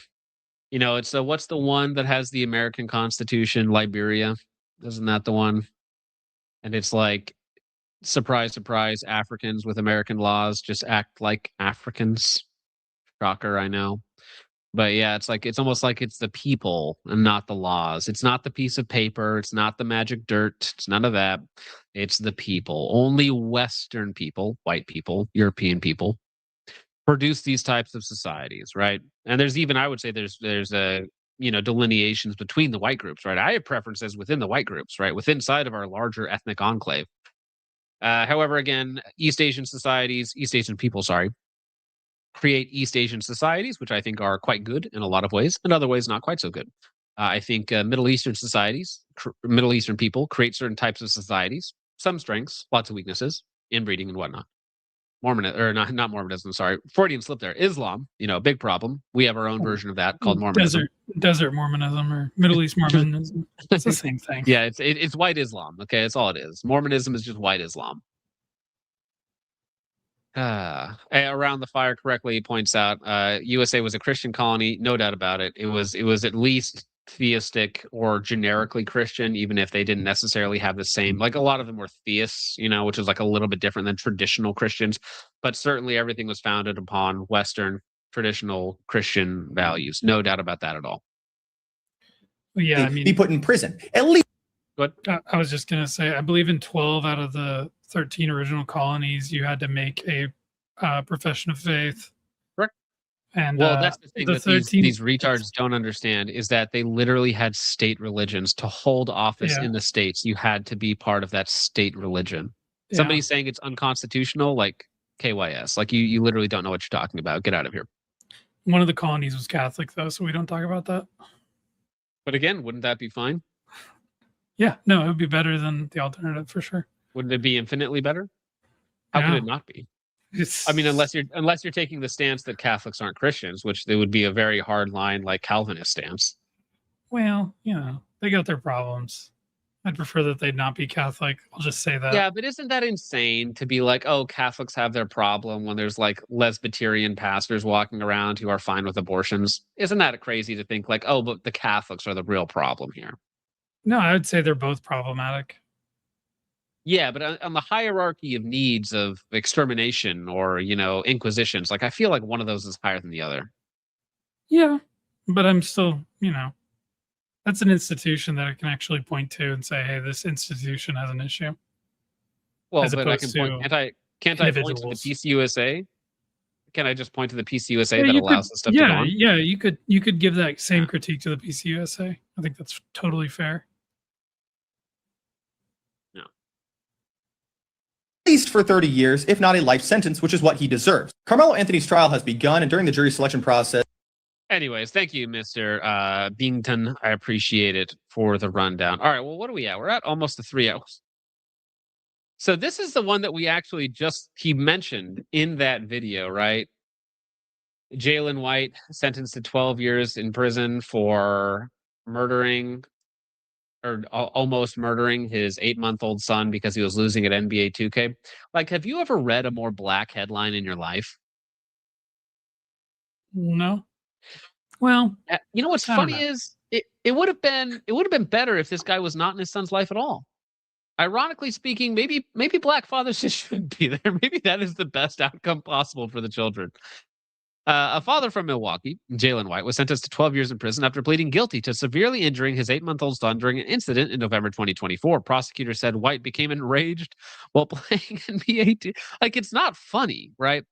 I have an 18-month-old son, and I think, like, the worst you would ever do to that kid is, like, slapping his hand, right? Because he likes to punch people. He likes to pretend to shoot people. He likes to throw things, and he, like, slap his hand, it's a form of minor punishment or something like that. Throwing him up against a wall would just be like an instant death sentence, right? You just go straight to the biomass chamber, straight to the wood chipper, like whatever it happens to be. Like there's no need for you to exist in this world. Like if losing at a video game makes you assault a child, like I feel like you're just done existing. We're all right. We don't need you anymore. So he was losing by 2 points in the fourth quarter of an online match while holding the infant to calm him down. In a burst of frustration, he threw the baby against a wall above his bed. The child's mother later returned home, found the infant twitching, struggling to breathe, and suffering from a swollen eye before rushing him to the hospital. So he left him there. He threw him against the ceiling. Threw a baby against the ceiling, allowed him to fall to the ground, twitching, struggling to breathe. Well, again, I just think, as a man with children, if anyone dared to do like 1/10 of this to one of my children, they would just have to die. If somebody did this to one of my brother's children, they would have to die. If somebody did this to one of my sister's children, they would have to die. There is no place in society for you. You attempted to murder a child. You're just done. Not only that, you subhuman filth. You decided not to help your own son as he was twitching on the ground. What a subhuman, like less than human, literally less than human, to watch your own son struggle to breathe and twitch on the ground from an action that you did and provide no remedy to him. Like, I understand some people lose control and they do something wrong, but if you don't try and remedy that instantly, like for instance, I don't know, if somebody got angry and accidentally pushed their kid and then they fell and broke their arm, right? They would instantly, a good person, realize what they did was wrong, instantly rush them to the hospital to remedy that, right? That happens. That's a lapse in judgment. It's wrong. It's absolutely abhorrent, right? It does happen. I'm not excusing him, just saying that it happens. But still, you have a duty to remedy that instantly. This is not that. This is the mother coming home to find the baby on the 8 months old, by the way. 8 months old is like barely crawling, or like, it's been crawling for a couple of months. Like, evil personified. Doctors discovered the baby had suffered a traumatic brain injury, a large skull fracture, and multiple additional injuries, some of which reportedly indicated earlier abuse. Again, you just have to. I guarantee you it wasn't the first time. I guarantee you this guy didn't just wake up one day and was like, you know what? I'm going to be angry. I'm going to be angry. At one point, the child lost his pulse and required CPR to survive. Although doctors initially did not expect him to live, the infant survived, but was left with severe long-term medical complications, including visual impairment, dependence on a feeding tube, and the need for ongoing specialized care. Yeah, this guy dies. This guy dies. Like, doesn't matter to me. This guy dies. Let off easy from a black female judge. In a just society, this guy dies. Investigators said White first gave conflicting explanations, lied, including claiming the baby fell off of an air mattress before eventually admitting he threw the child and hurt his head hit the wall. In December 2025, he pleaded guilty to child abuse, causing great bodily harm, and child neglect. The court sentenced him to 12 years in prison, followed by 7 years of extended supervision. During sentencing, White reportedly expressed remorse and said he had been under the influence of drugs at the time of the assault. Who cares? Yeah, that just makes everything better, right? I don't deserve the death penalty. I was a negligent father. I was on drugs at the time of the assault, sir. Excuse me? What? I was drunk, Your Honor. I couldn't have raped her. What? What's... I don't think that defense flies. I don't think that one works. I don't think so. But we're not easing up on the rage bait anymore. It's not happening. British Columbia judge waives victim fine for man who jammed feces into teenage girl's mouth. 33-year-old man named Fitsum Wode Zedu pleaded guilty to sexual assault, and committing an indecent act in Vancouver's British Columbia Provincial Court. The judge waived the mandatory victim fine surcharge, normally $100 to $200 per offense, because Zedwu has been unemployed for years, and paying it would be an undue hardship. This show, sometimes it's like I'm just like the rage bait gets to me sometimes, where it's just over and over again. Like the stories don't get any better. They're just more horrific. The system just allows them to, imagine telling a rapist, you paying even the most minute fine would place undue hardship upon you. And I have to pretend that this is some sort of just society that I have to keep paying my taxes to, right? I have to pretend that these people are the same. It gets harder every day. I'm just saying. Gets a little harder every day. June 27th, 2025, he approached a 17-year-old girl from behind near a SkyTrain station, grabbed her, smeared fecal matter over her face and mouth, jammed feces inside while laughing and holding out his phone as if recording. The terrified team screamed, ran into a nearby home, and called police. Officers later found Zudu, whatever, who cares, approaching a second woman with a stroller, asking her to smell his feces-covered hands. Judge Reginald Harris called the attacks vile and unprovoked against complete strangers. He sentenced Zudu to 695 days, nearly 2 years, but gave credit for time already served in custody, leaving him with just 227 more days behind bars. Judge waived the mandatory victim fine surcharge, normally between $100 and $200 per offense, because Zudu has been unemployed for years and paying it would have been undue hardship. He did note the guilty plea and a supportive letter from the offender's father. What do you think? Okay, so I was at a high school graduation today. My 18-year-old niece was graduating, and again, I just happen to think that if one of these types of individuals attempted to accost my niece like this, I would just want them to be eviscerated. If the guy can't afford a $200 fine after sexually assaulting a teen and shoving feces in her mouth and attempting to do it to another mother and a baby, right? I'm going to go out on a limb here, guys. I don't think this guy deserves to exist in our society.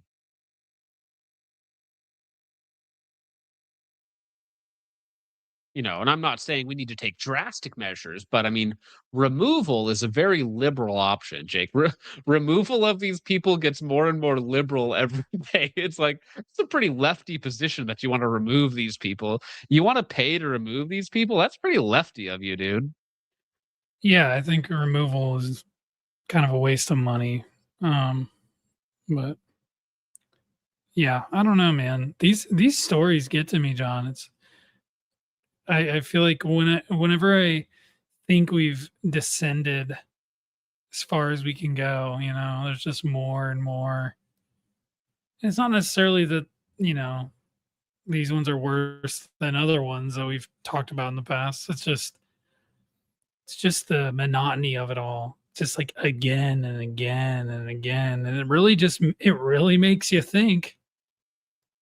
It really makes you think, is it all of them? I don't think it's all of them, but it's a lot of them. So it's quite a sizable majority. I don't hear about this behavior from I don't even hear about this behavior from like Mexicans or Indians, which is saying something. I mean, Mexicans will do the rape and murder thing, but they're not as disgusting, vile, or as problematic. Yeah. No way. It's different. We're talking different tiers here. Okay, this is straight into S tier of degenerate evil. But those guys are like D tier, C tier of degenerate evil. It's not even close. Okay, they're way behind in terms of the rape gang game. It's crazy to me. It blows my mind every time I hear these things. And honestly, it's like, what do you do with someone who does this? What do you do with the pee poo poo bandit? What do you do with the guy who shoves feces in a young girl's mouth? What do you do to a mother and her child? Well, I know what you do to them. You do. First off, these people are obviously not mentally capable to be living among us, so they can't live among us. Okay, so now the solution is, how do we remove them? Do we remove them to an insane asylum? Do we remove them to a prison? Do we re-immigrate them back to their home country, or to like Zimbabwe, or to Madagascar, or to some island somewhere? Like, I don't know.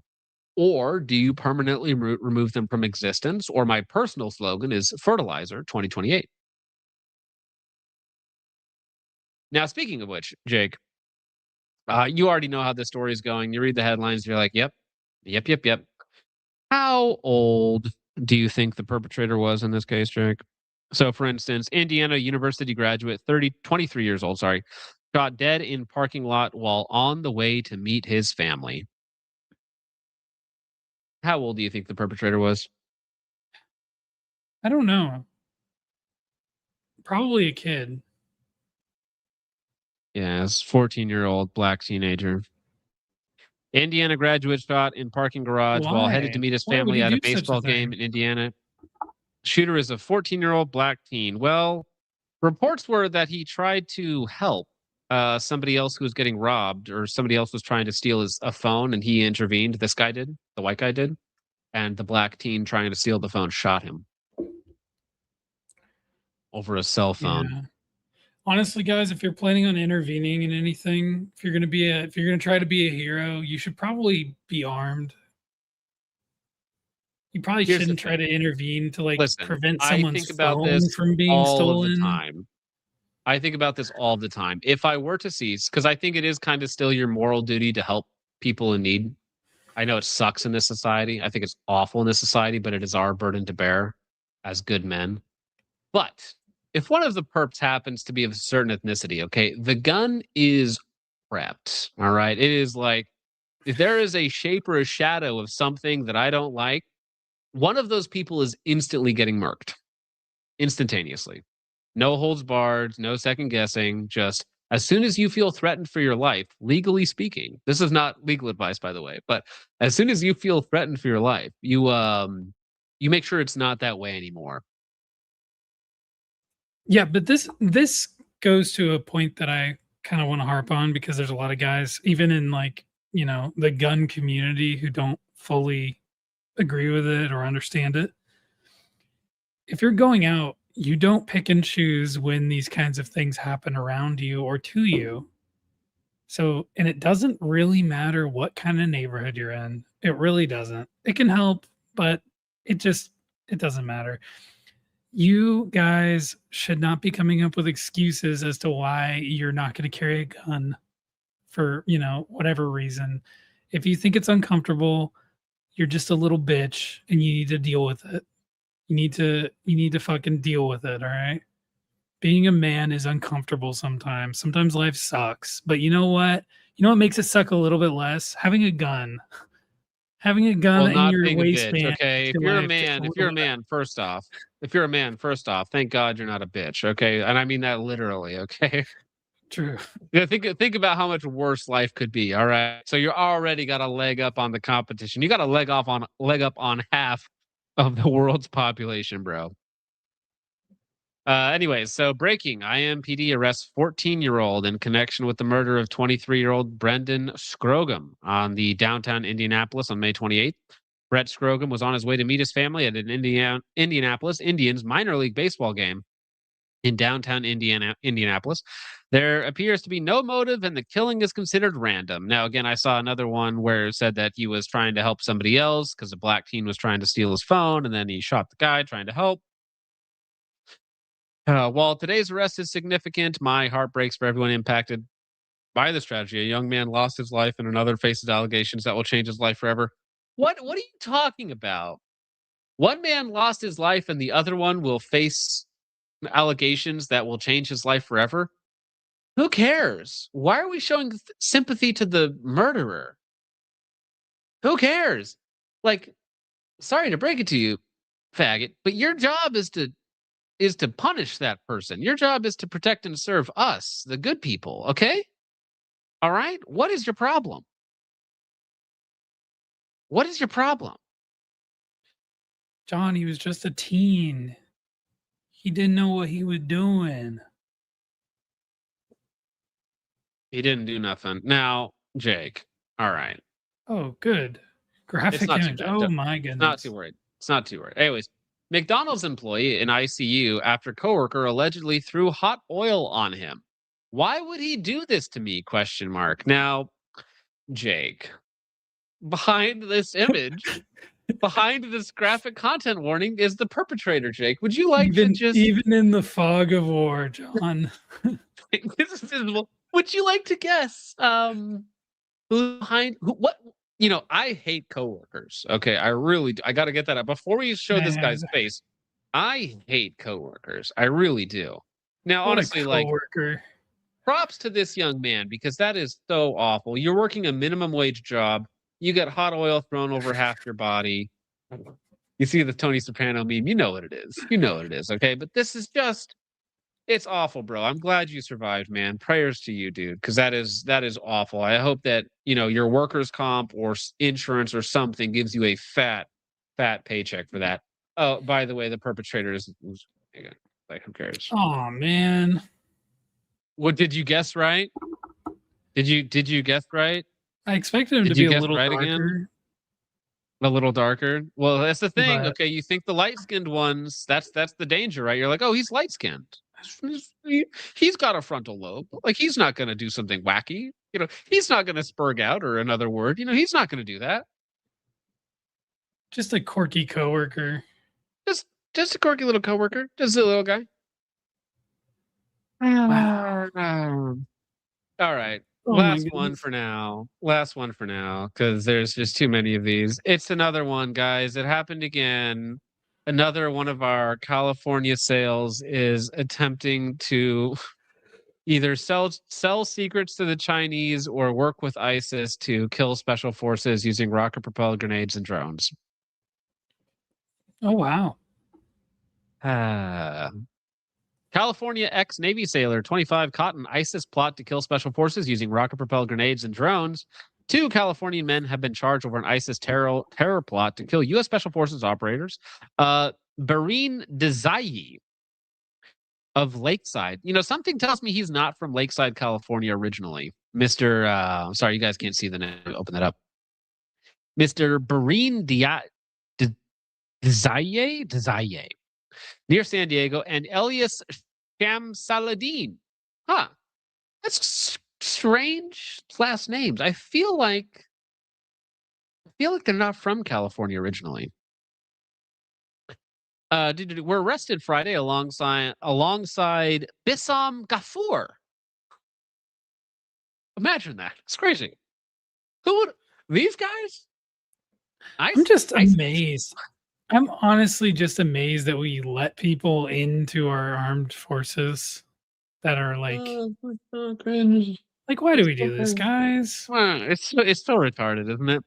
Prosecutors allege the 3 paid $2,000 to someone they thought was from the jihadi group to buy rocket-propelled grenades and UAVs for the attack. So they planned on carrying out the attack on U.S. soil. Fortunately for us, unfortunately for them, they were buying from federal agents. According to the criminal complaint filed in federal court in Kansas, your neck of the woods, the 3 men allegedly spent more than a year communicating about extremist plans, including discussions about leaving the U.S. to join ISIS. Desai allegedly proposed using drones to target special forces personnel, while Shamsaladin is accused of expressing a desire to carry out a knife attack against U.S. servicemen. Anyways, can we import like 1 million more of these? Can I get 1 million more, please? Downtown Kansas City, okay? I need 1 million more of these guys. 1 million more Star Wars names to Kansas City right now. Right now, 1 million more, please. 1 million more of them. I'm gonna need more bullets, John. I need more bullets, John. I need more bullets. The DOJ. The DOJ alleges Ghafoor made a series of violent statements, including saying it would be sick to have his name placed on a drone and used in an attack. Prosecutors also claimed he spoke. Dude, sick dog. It's like this is like a Call of Duty kill streak with my name on the side, dude. Prosecutors also claim he spoke about beheading a female soldier and stated that he wished he could kill 300 million Americans. 1 million more, please. 1 million more Afghan immigrants, please. Actually, can we get 1 million more, please? 1 million more, please. Goat says vote Democrat and you'll get 20 million more. He's probably right. He's probably right. Pentagon officials confirmed Diazi served in the Navy in 2023 and separated in 2024. Neighbors and former classmates also shared with NBC7 photos of him in uniform. I don't know, man. Like, what do you want?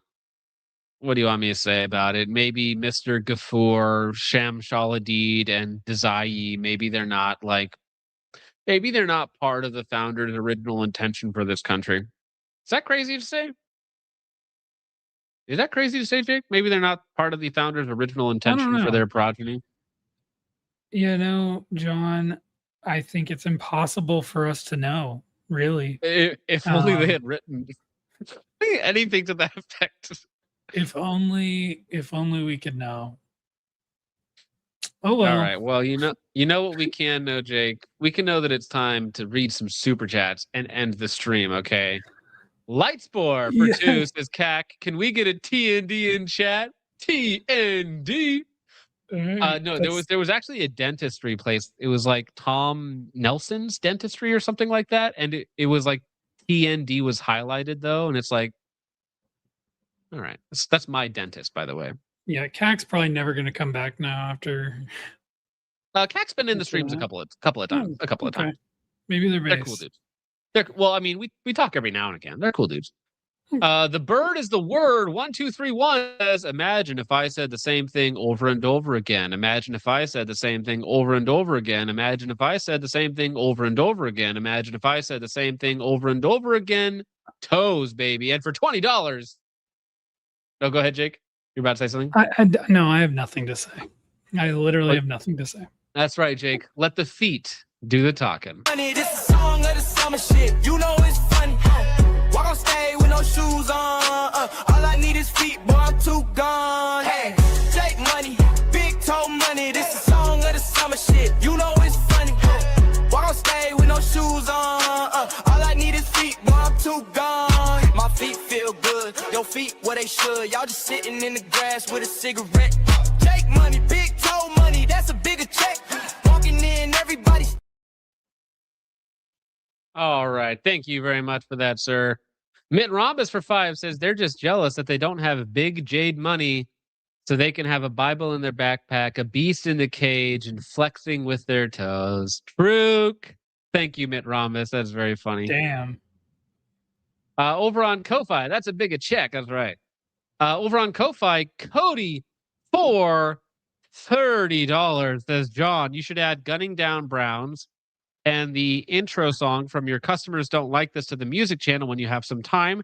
Have a good stream and a good night. Catch you in the VOD tomorrow."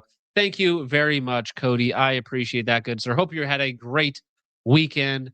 Appreciate you, man. I will add both those. I was going to do it, but I ran out of time with the travel and everything else, but I'm back now. I don't have much going on for the next week, so hopefully content back as usual. Thank you, Cody. Very, very based of you. Also, over on Ko-Fi, Ford Enthusiast became a Ko-Fi Caffeine Creep based, and Koopa Troopa also became a Ko-Fi Caffeine Creep, but at the $20 level, which is like way better. At the $10 level, sorry, which is way better than the $5 level. It's crazy. It's like twice as good. All right, Richard, Jake, what do you got going on, homie? That's crazy. Wait, is it an insult or a compliment? We'll just leave it there. The shirt fundraiser is over. We did really good. It was at 195 when we posted it. It's now at 235. It's over now. So good job, guys. We're all going to be part of an elite club of consumers who have the very special limited edition shirts. So that's super awesome. I'm just going to say continue to pray for Dugan and his family. Pray for this country, that it would be made right. Things would come under the leadership of Christ. That's what we want to see in this country. And go to church. Everyone should be going to church. And other than every that, day. Everyone should be going to church, be in a community of believers, and don't just be like an internet whatever. Don't be an internet apologist who doesn't actually talk to real people. That's right. Yeah, don't just be the me and my Bible. That's it. That's all that I need. Me and my Bible. My own personal interpretation. But anyways, thank you to everybody. Thank you to Jake for hanging out with us. I appreciate all of you. It is sage advice. Go be part of a community, not only because it's good for you, spiritually speaking, emotionally, all of that sort of stuff, but it's good for the community. Okay, everybody, we're all connected in a way. We're not just randomized atoms floating around in a meaningless universe. Like there's something more to us, okay? And we need to be connected to one another, connected to God. We need to realize that there's more at stake than just our personal lives. There's something greater to all of us, right? There's something more than just the here and now. So thank you to everybody for watching, for sticking it out this long into the video, into the stream. If you did, I appreciate you guys. You guys are absolutely nuts. Thank you very much. Get out there, crush it this week. We've got lots and lots of work ahead of us, okay? There's hundreds and millions of little tasks that we have to accomplish across the country, okay? It's not going to take care of itself, guys. It's a lot of work. It's a lot of work. But jot this down, okay? Through Christ, all things are possible. So, with that out of the way, gentlemen, God bless, Godspeed, Christ is King. The glamour waking up. Shut it down. Me mom died in a Harley. Me pa was killed by Stalin. Me mom died in a Harley. Me pa was killed by Stalin. Ay, they got slimed up by Stalin. For my daddy in a coffin. I'm a Jew, Finkelstein. My uncle, my grandma was lying. I was pulled up on me mom. Ay, put her in the count. Ay, told her get a word or be turned into a lamb. Ay, died in a Harley. Me pa was killed by Stalin. Me mom died in a Harley. Me pa was killed by Stalin. Ay, they got slimed up my grandma and my aunt in 1945. They were getting fucked up. Stalin put up on me pa. Ay, put him in the count. Ay, then his op sprayed his ass with the fucking child. Me mom died in a Harley. Me pa was killed by Stalin. Me mom died in a Harley. Me pa was killed by Stalin.